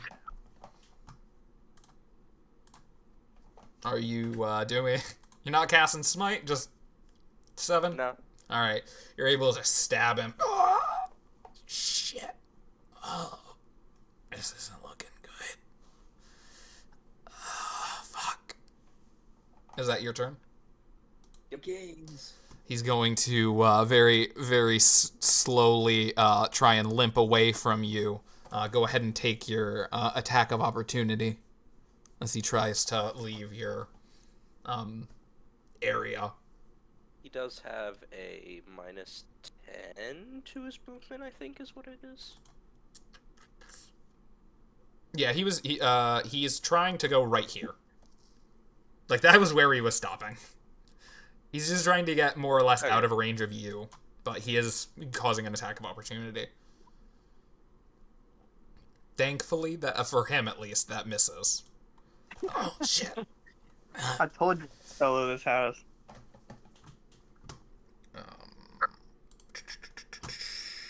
Here we are. He pulls his crossbow. Motherfucker. Fires a bolt at you for... You is... John. The guy stabbing him. Oh. Hits the staircase. Definitely not enough. 12 damage. Yeah, just right in the beam. Son of a bitch. As we go to the gentleman in front of Curtis, who's going to turn around and as his bonus action... actually, no, because that technically is a full action, even though it's a bonus. Alright, whatever.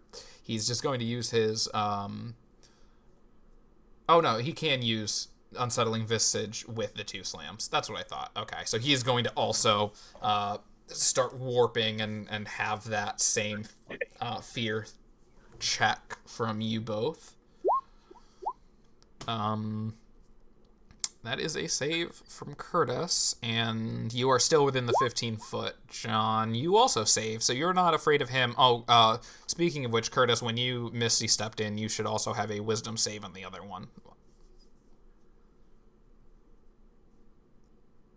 So you have another one to roll for, Okay, so that's ironic. This one, you guys are afraid. This one, however, he did it second, and it's just not as scary to you. It's not as impressive. It's just not right. It's just not as impressive. He's going to make his 2 slam attacks on you, Curtis. First one is a... Oh, that actually might end up mattering. 19, I think? Where is it? Oh, no, 20. That is a 20. Even with disadvantage? That was with disadvantage. It was a 25 if it was with advantage. Shield. But, boom! Hand comes down and just ricochets off the shield as it goes in with the other arm for another attack. Okay, 22. No, that was disadvantage, so that one was a 12. No. It was almost a 22. And then it is back to Zeno, who is welcome to try and join the awkward party that's going on downstairs. They searched the body of the lady that killed herself that we had nothing to do with. No coin or anything on her, just the shield.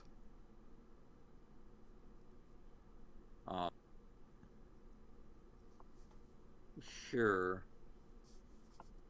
I guess I use a dash action to get down there.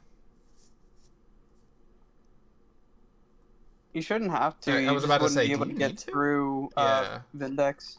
Because it's 15 feet to here, and then you go downstairs right behind. If you're standing behind Vindex, which is right here, because you can't exactly move past him at the moment. That's 20 feet. I can't just move past him.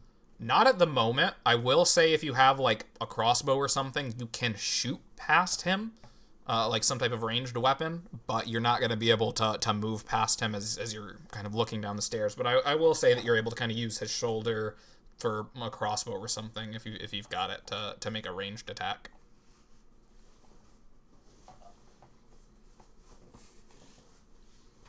But no, currently the big metal man's in front of it. But what were you saying? I mean, I do have javelins. There you go. Javelin squad. Need me some javelin. Oh, it's not finesse. Never mind.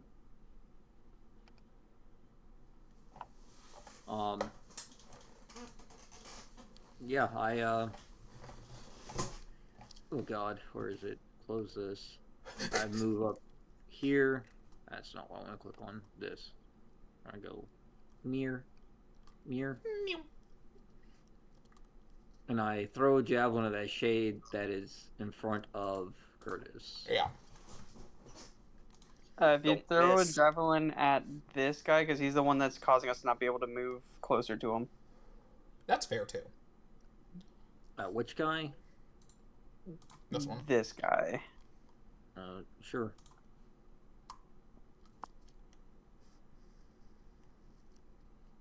Kill that scary fucking thing. Or you could try it since, this is, now hear me out. Vindex cannot move forward because he cannot approach him because he is frightened of him. However, it's not willing movement if you push him down the stairs. You're not wrong. Imagine the strength check required, though. Just saying, it's an idea I had. I'm just gonna throw a javelin. Probably the safer bet. It did take you a couple shelves to get the assassin off the cliff, so I can only imagine how many shelves it would take to get Vindex out of your way.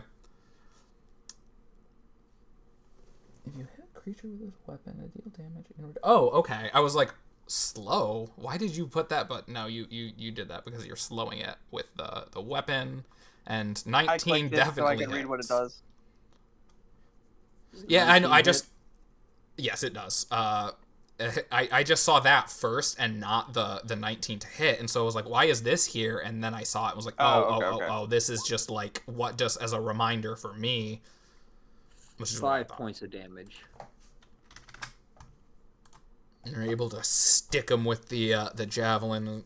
He just takes out and drops to the floor, kind of rubbing the wound.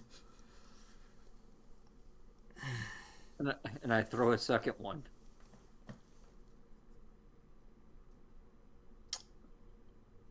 $16. That also hits. Fighters are crazy, man. Why do you have 20 javelins on your back?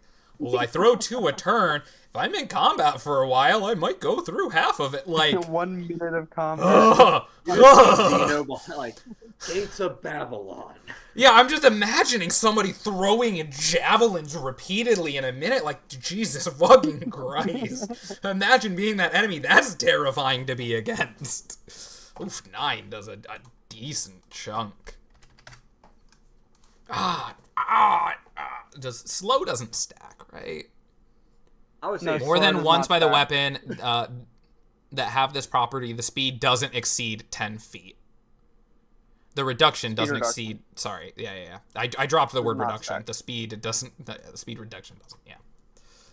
So I dropped like the most important word too. But yes, no. Yeah. I prone him through javelin throws. Alright, it's Amorphous Dude's scary face turn. He is, Oh, it's only 30. For some reason I thought he had 40 movement. Well, it's enough to still move behind Curtis and limp behind him to go and start making his 2 attacks. With a disadvantage. Because Curtis is fucking fuzzy. God damn it! The one that doesn't count was a 17 on the die. However, the other one's a 2. Nice. So you got lucky there, and that is 14 total on the other attack. So both of those also miss you as we go to your turn. Blurry. I'm gonna take my bonus action to begin the sing-song. Let me sing you a song of my people. Sing us a song. Go to combat. Begin blade song. Cool. Also, John, active. You are now out of his fear range. It is only 15 feet. So, once you step here, you will be scared of him. Okay. I'm still gonna try to cast dagger on. You'll have another check. To be fair, since you left and you'd come back, you'd have to have another check. But you also, at the end of your turns, roll for it, which I think we might have forgotten to do. 16 does hit, but I think you have disadvantage on him because you're afraid of him, right? Yes. Yeah, I was gonna say I think it's disadvantage, wherever that is. Oh, that's because I'm looking at the wrong stat sheet. Lol. 16 is my disadvantage. Well, that's enough. That is with the booming blade. So this is my silver damage. Oh my god. And then my Booming Blade additional 1d8. Oh my god. I max rolled both dice. So 28 damage. As you're practically burning it alive. Also, if it happens to move on its next turn, it takes 2d8 thunder damage.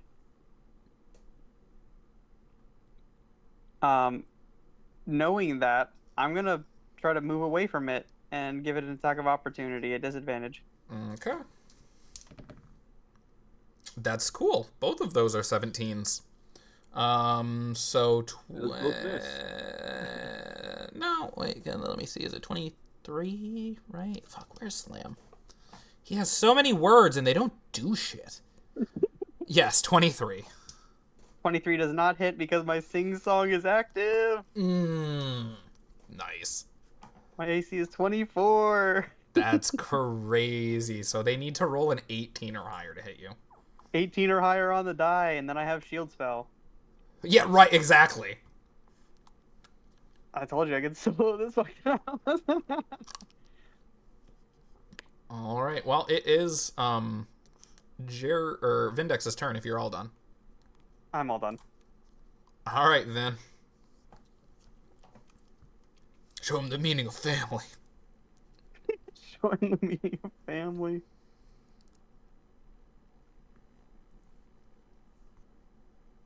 Damn. Dead. I love that. Dude. Dead. Oh my god, yes. No. You gotta hit him first. Not to be fair, dead. I said stab, but Curtis and I both heard dead, and that's all we accepted. No, give him advantage on the aura. You guys have plenty of advantages on in your. Does he still have his inspiration? Bonus. I still keep forgetting I have that. I was about to say, I think you all still do, right? No one's used it? Has someone used their inspiration from, like, fucking 5 sessions ago? If not more than that. If I hadn't used it. I haven't used it. Mine's still marked. I just keep forgetting I have it.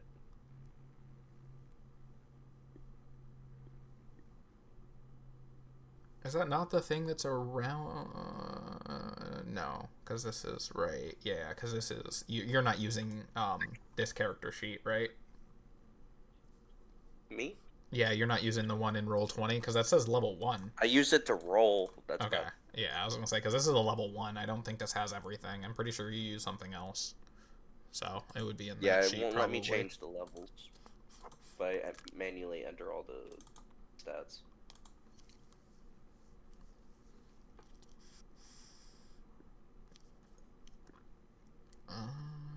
Oh, right, that's it. It's the little stars. I forgot about that.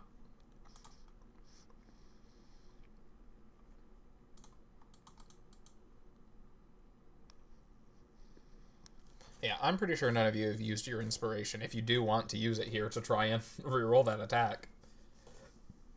But otherwise, it is probably his turn. I don't think you have any bonus actions you want to do. Because I don't think compelled dueling him's a good idea. It just adds what? It's a reroll of a 20, right? The inspiration, yeah. You just reroll that. Reroll. Yeah, it's a reroll. Oh, okay. You don't add. Yeah, I might as well use it. That definitely hits. Dead. Probably. 4 and nothing else, huh? Oh. He's at 5 health. Can you see my screen? No. I know. Curtis, calling the shot here, breaking the fourth wall a little bit. Yeah, you brought him down to 1. He is hanging on by the threatest of threats.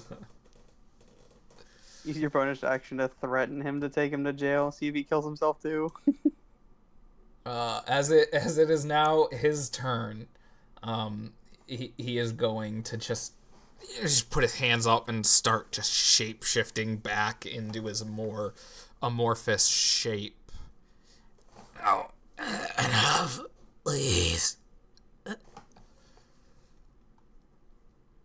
And then we will go to the one that is standing in front of you, Curtis, who probably is not going to be able to do anything here anyways. Nope, not an 18. Oh, those were 2 2s. Nice. Both of my d20s were 2s. Just like 3 rolls ago, both of my d20s were 17s. So, what's the chance of that? All right, you can finally come down the stairs. Go, Zeno, go. Yay. Rushes downstairs, stands right in front of the one doppelganger, gets scared of the other one. Oh, shit. Does he need to make wisdom checks?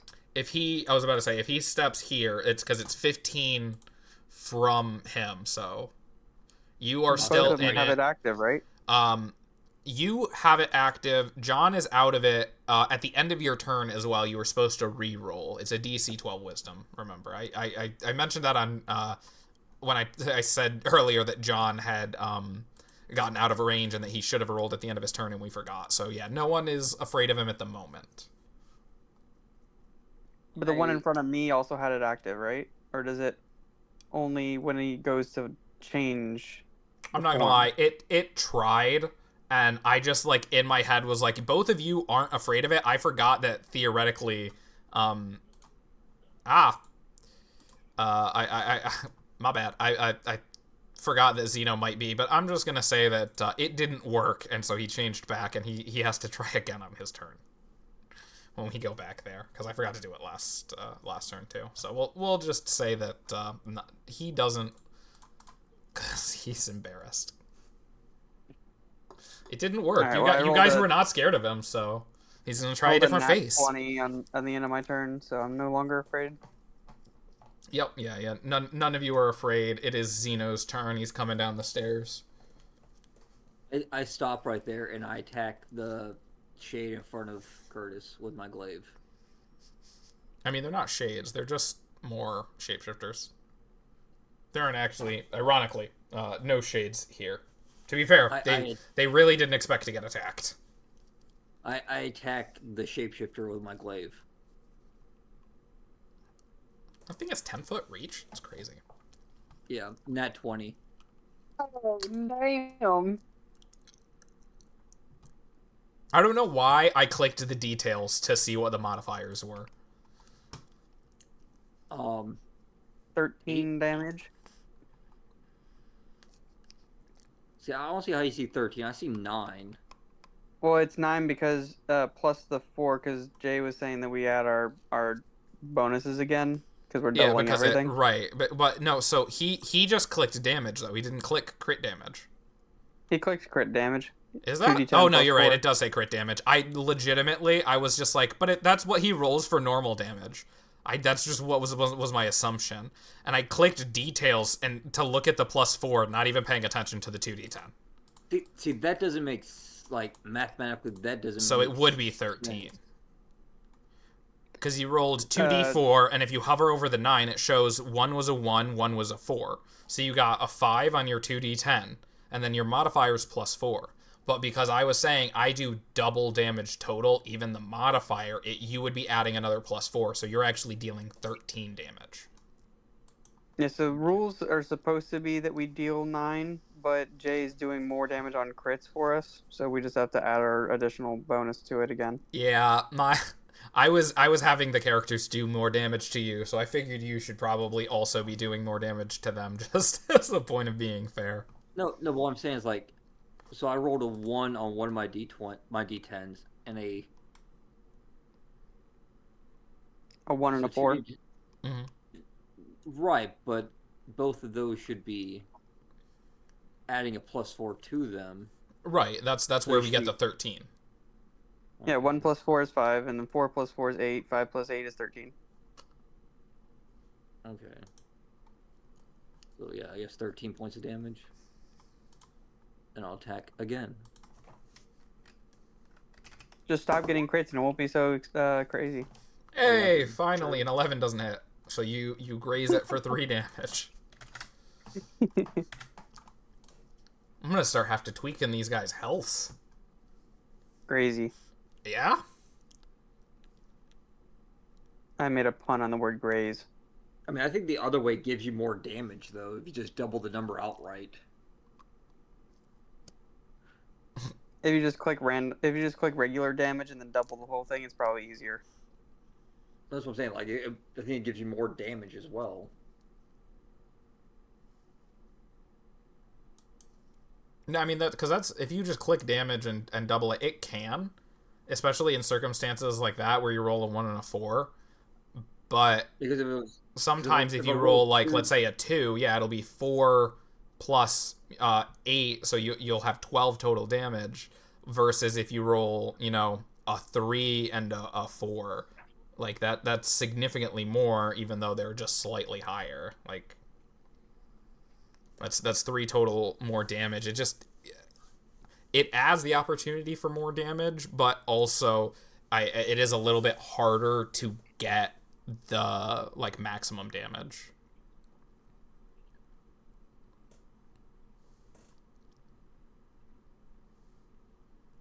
Anyways, yeah, I missed. Yeah, you do the 3 damage, and then are you doing anything else? Or are we going to the guy that Curtis almost killed? The guy that Curtis almost killed. In my turns. Yep. Well, Curtis, you said he takes how much damage if he tries to move? Ooh, D8. Well, roll for it, buddy. He's coming at you. I'll kill you. No, you won't. You can try.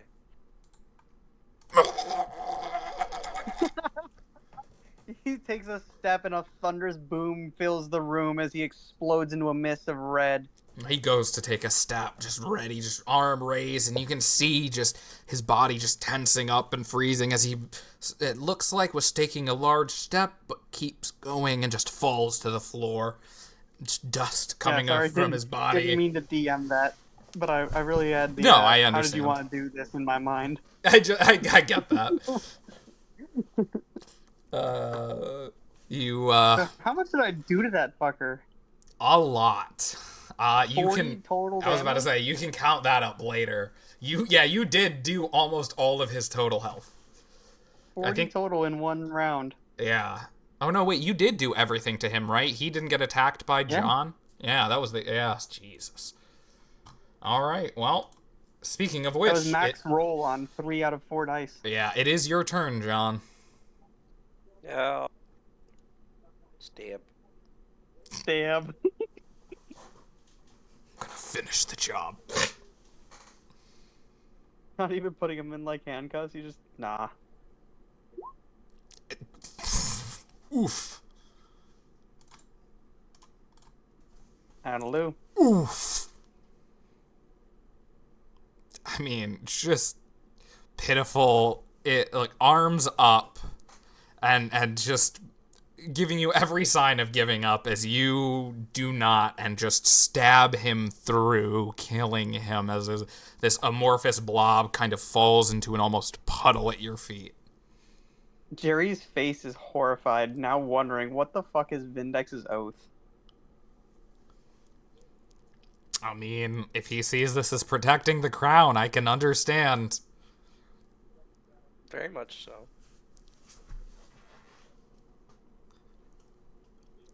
Well, we go to the other guy, starting to look around at all the dead bodies around, all 3 of you against little old me. Let the bodies hit the floor. I don't like these odds.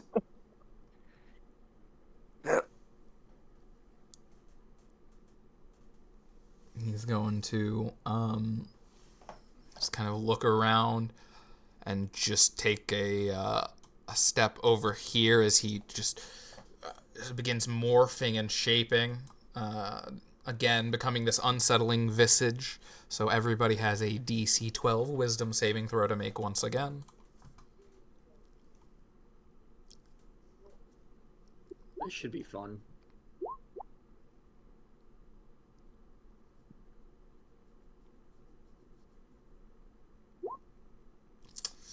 Everybody save. Nobody. Damn it. as you're laughing at him.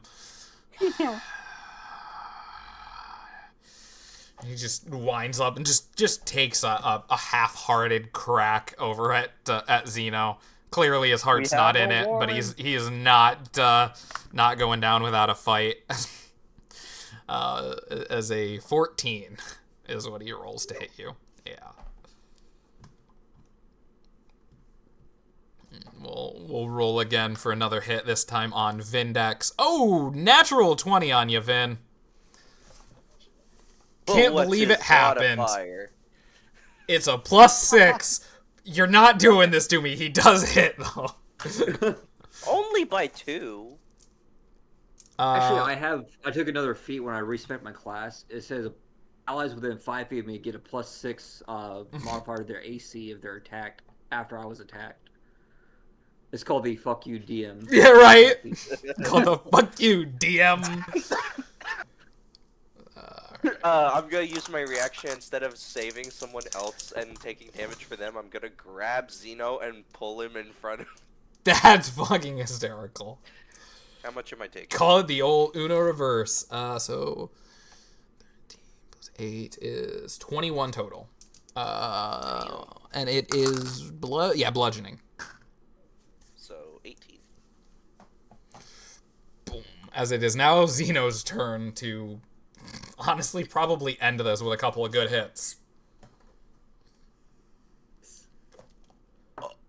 I glaive him. Yeah, I mean, you've already stabbed him a couple of times with spears. That definitely hits. 11. Yeah, this man has...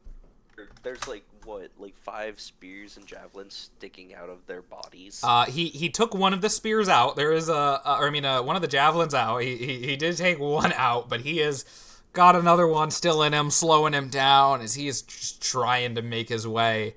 And you did the 11. You've got another attack still. He is looking worse for wear. That definitely hits. Yep. 10.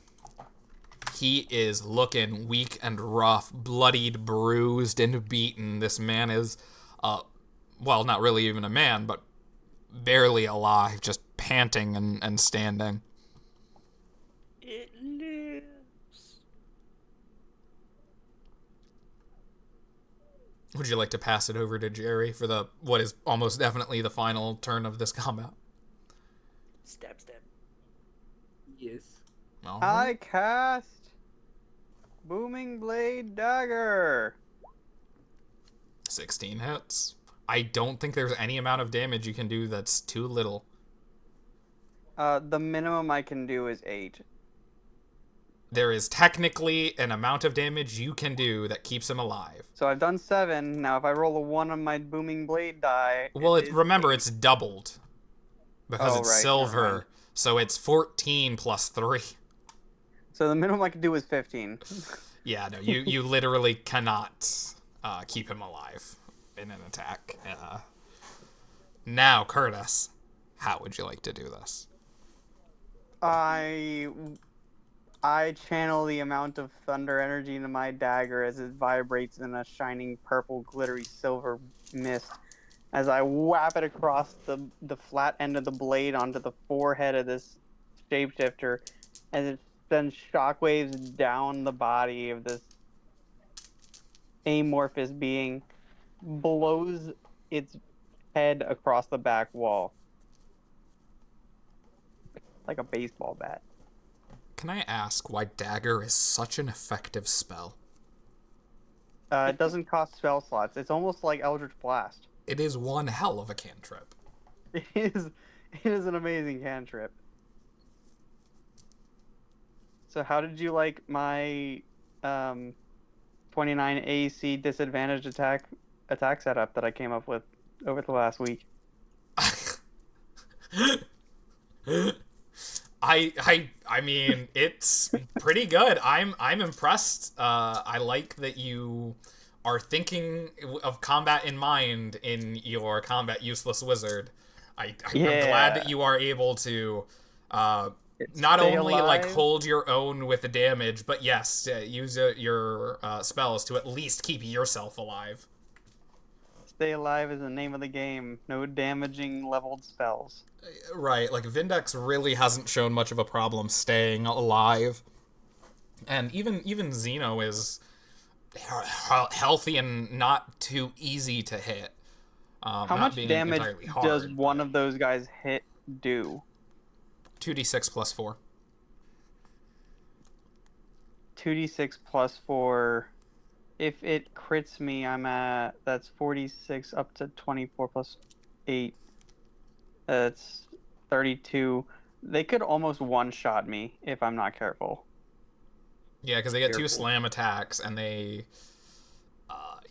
They can be pretty bad. So, yeah, I gotta very carefully maneuver around natural 20s.